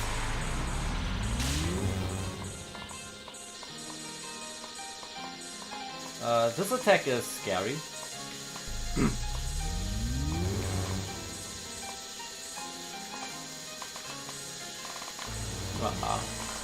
Yeah, I'm going to bomb through that entire fight, because I want to see this.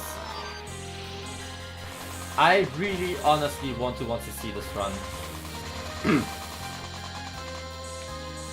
So I'm not taking any risks.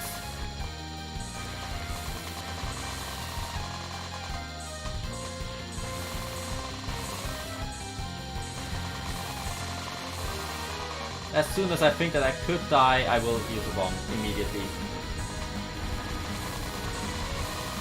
Except if I don't have a bomb. Ah.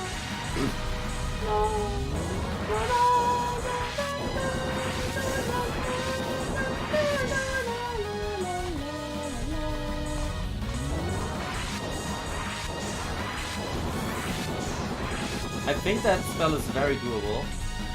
Just have to be a little bit focused. And I'm not.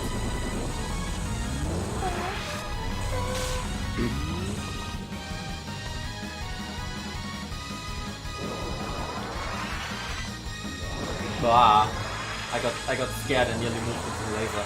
Like I said, I'm going to bomb everything that this fight has to offer because I want to honestly and actually survive this fight.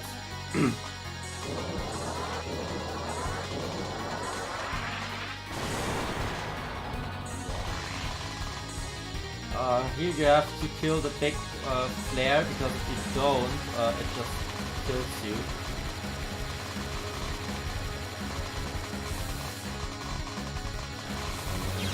Ah, sad face. I thought I would survive that, but I didn't. I thought I already had damaged it enough.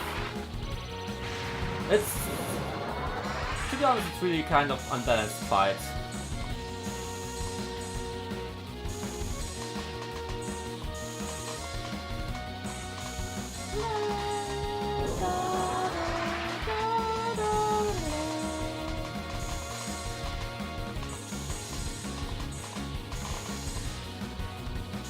Focus on this. Oh god.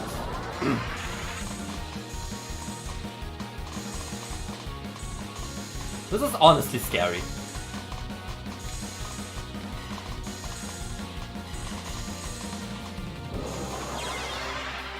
I got so far. I would have loved to clear this attack. Whee! But of course, that's not it yet.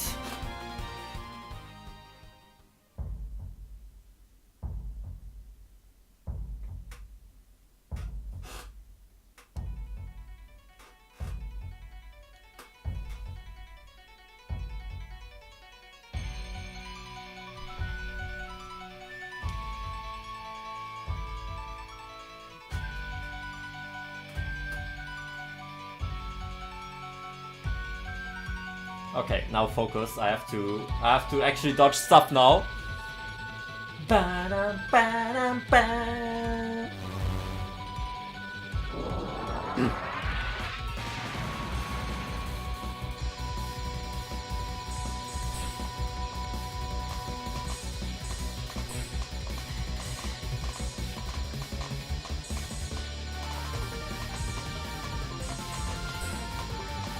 Need to focus and dodge things.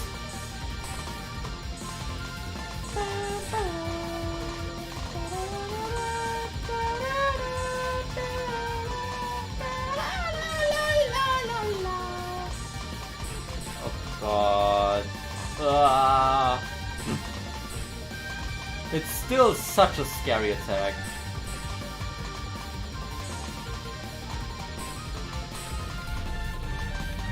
Whoa! I survived the first phase.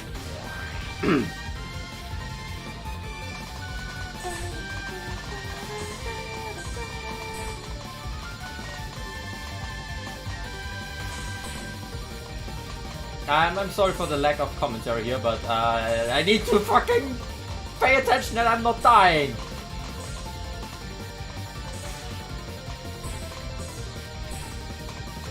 I need to focus on this. Can't just talk through it. Woo! Survived 2 phases.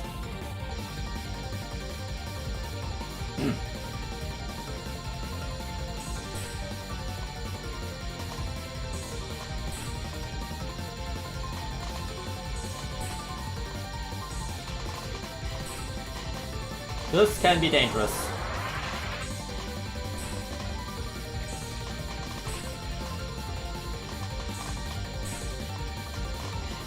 I think I never managed to come this far without bombing or dying in this card.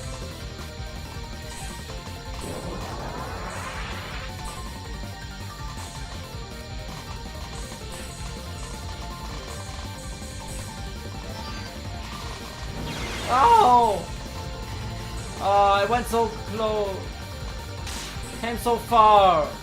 Oh.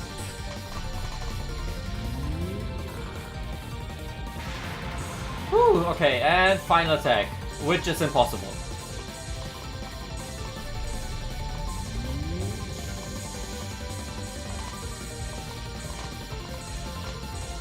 I nearly cleared the part before the start.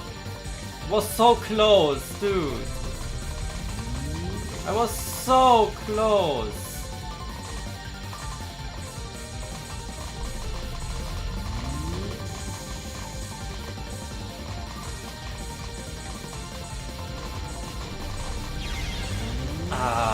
And again, so close.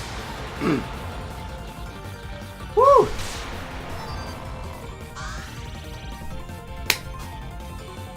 I'm still proud of that. I'm still proud of that. Definitely.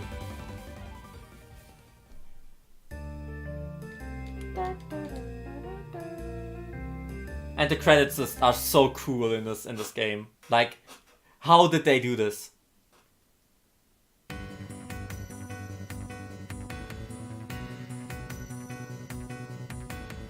I have lived, by the way. Like, they actually have a book rendered here. I think that's like the coolest credits I've ever seen in a whole game.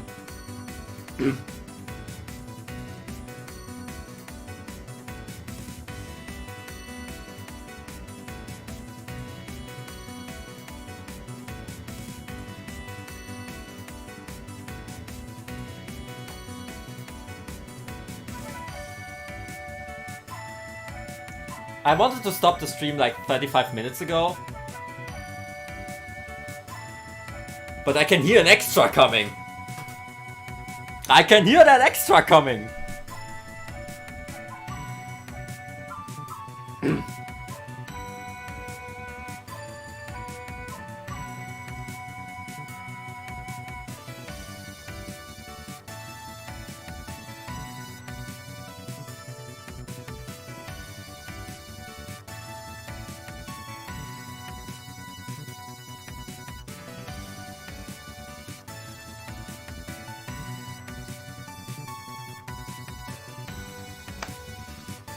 And after that extra, that's it for the stream.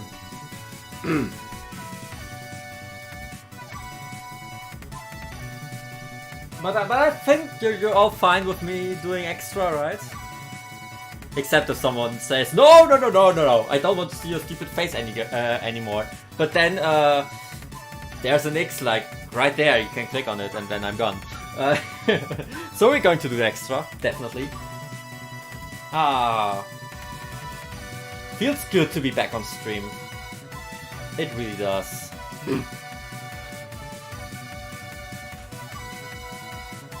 But after extra, then that's it, definitely.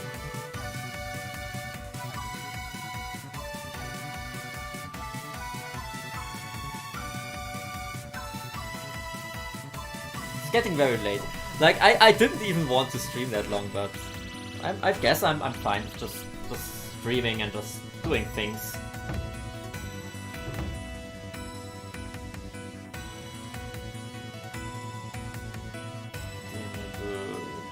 Something. Okay, extra. And I'm going to play with Type A. Oh yeah, Type A was good for this extra, I remember. Type A was actually the good shot for this.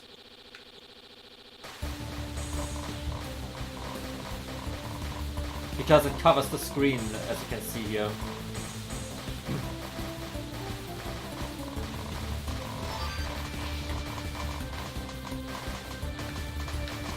Ah. Okay, that's a restart. I need to get back into this extra a little bit. I haven't played it for a long time.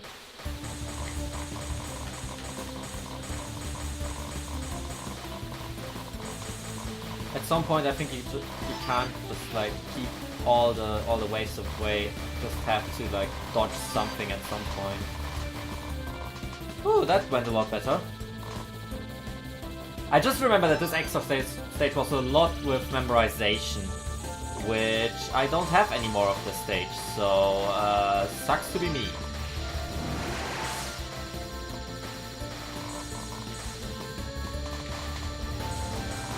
But I remember also that you can bomb a lot if you don't remember it and get a lot of resources, so that's actually fine.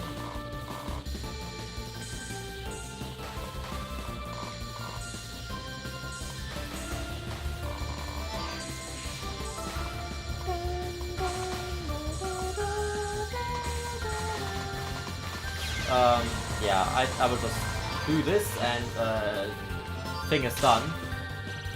And you get a lot of bombs during this stage.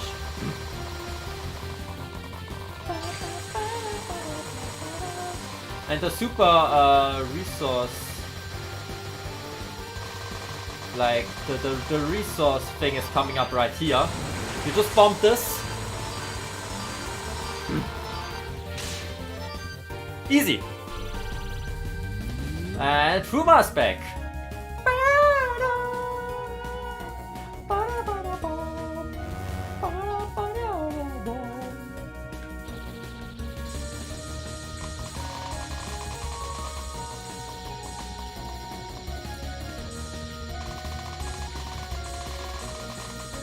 Need to do a lot of wanky restreaming to do this one. This card is actually scary. That's why I'm going to bomb it away. Basically all of Puma's attacks are very scary, so basically I'm probably just going to bomb away all of her attacks, to be honest. Because I need all my lives and all the resources for the boss. So I can't afford dying.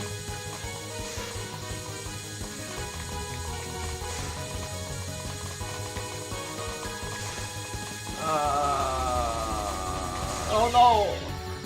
Did not have a bomb left there. Woo!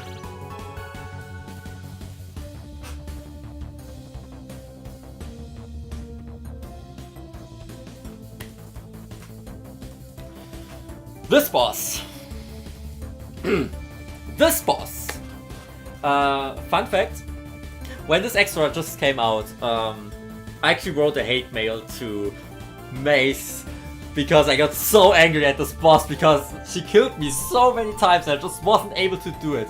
And then after that I felt so horrible and I felt so terrible for writing that mail that I wrote like a giant message in Japanese, like saying sorry and I'm so sorry that I felt so bad after that because of that. I have to say I actually like the stage now. I still have a lot of issues clearing it. It's still pretty dangerous, but that message that I sent to Mace, it was really not cool.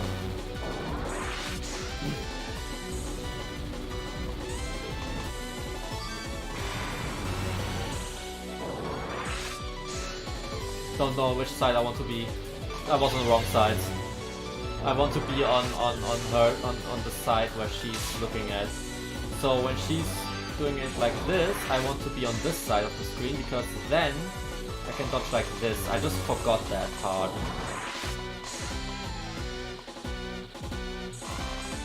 Like there's a lot of wanky shit in this stage, in this fight. Just like this, you have to know what to do.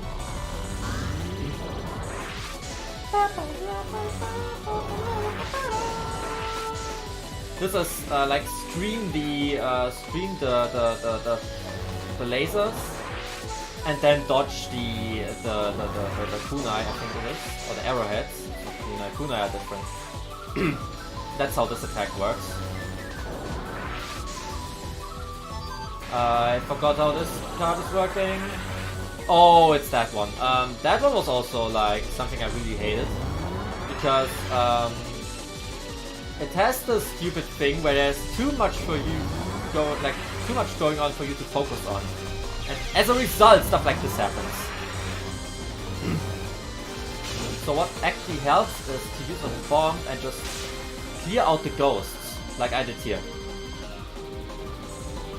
The ghosts will respawn, but it takes a little bit for them to respawn, and then you have time to finish her off. So a bomb actually does something in this attack.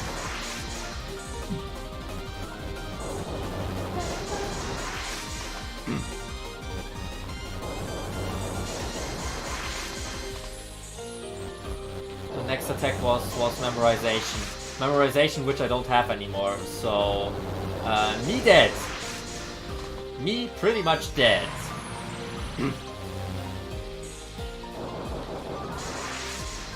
This was pure memorization. I think I wanted to be here, but that wall. Yeah, I think I want to be in the center. Now you can just dodge side to side, like this. Now I want to be in this center again.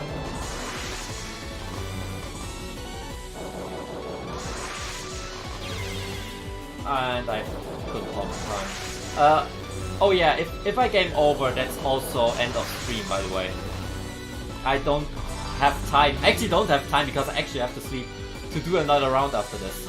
So, no matter what happens, this is the last round of the stream, and I got scared.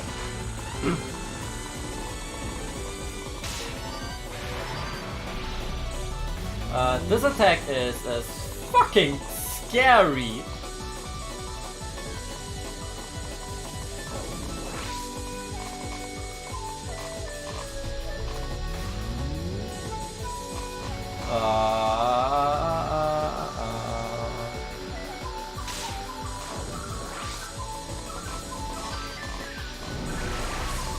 Die. Okay, good.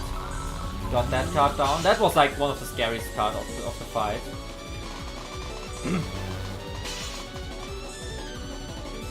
It's like the card that I spent the most time probably practicing, and I still can't play it. Also, if my history isn't accurate, it's because I had to switch my computer a few months ago, or years. It's actually already a year, so that's why I lost a lot of my progress. I had to re-download the game, basically.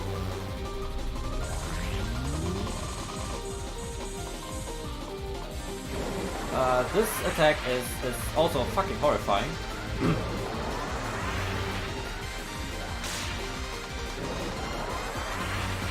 Laser, like the bullets here, they can spawn in a way that you can't really react to them if you're unlucky. I don't want to die. Like, this is actually one of the extra stages I still have issues with. I still can't clear it consistently. So it's going to be very interesting, since I also haven't played this in a long time, so... Whee!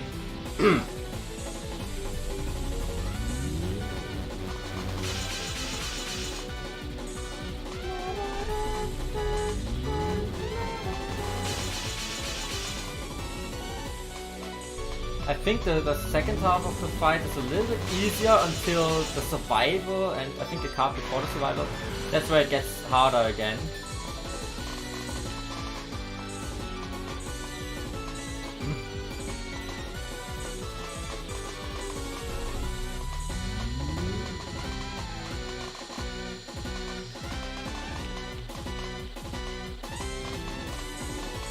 Need to follow her around the screen. Woohoo! No! Not gonna happen.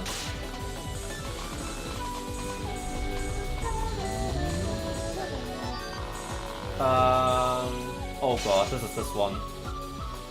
It's in theory easy, and in practice fucking horrifying because of the walls on the top and at the bottom that really that are a lot more dangerous than they should be. You see how I have to move around in like very weird ways while still dodging the other shit. Ah, it's horrifying, this one.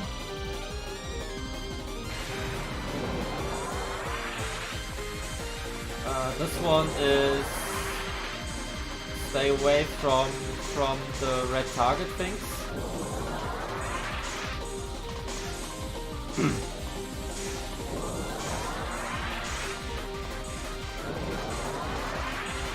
Don't have bombs left. Don't have bombs left. Don't have bombs left. Ah! I need to play good now. I can hear the card ending. No! Oh, come on! This one is trying to scare you and trick you. And I died. No, I didn't, but I got scared. I fell for it, that's what I wanted to say.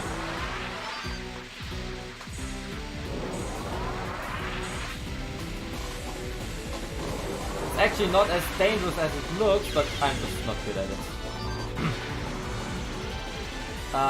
That one is also a card that tries to trick you. You basically have to misdirect the smoke here, which I'm terrible at. Which I wasn't terrible at a few years ago. But you know, when you just don't play for fucking ages, then you forget how to play Touhou. That's what happens to you, so continue to play Touhou or you end like me. In a weird spot where you kind of was able to play Touhou once, but you know, sucks to be me. Oh, I got actually scared by this.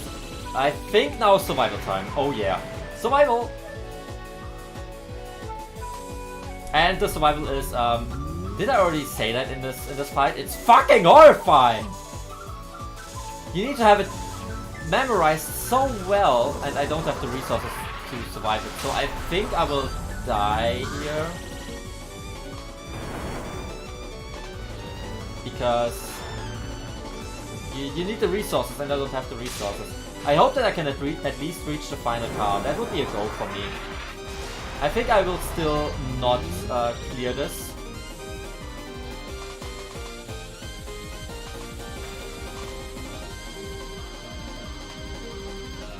Just because I'm running out of resources so hard.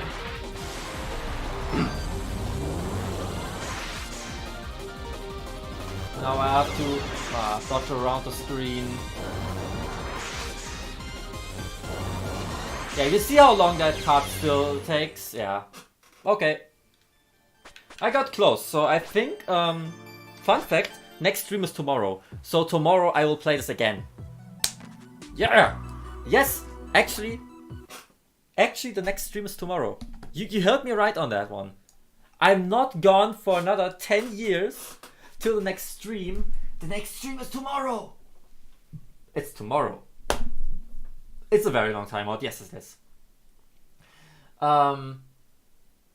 I usually originally wanted to stream tomorrow. It wasn't even planned that I stream today.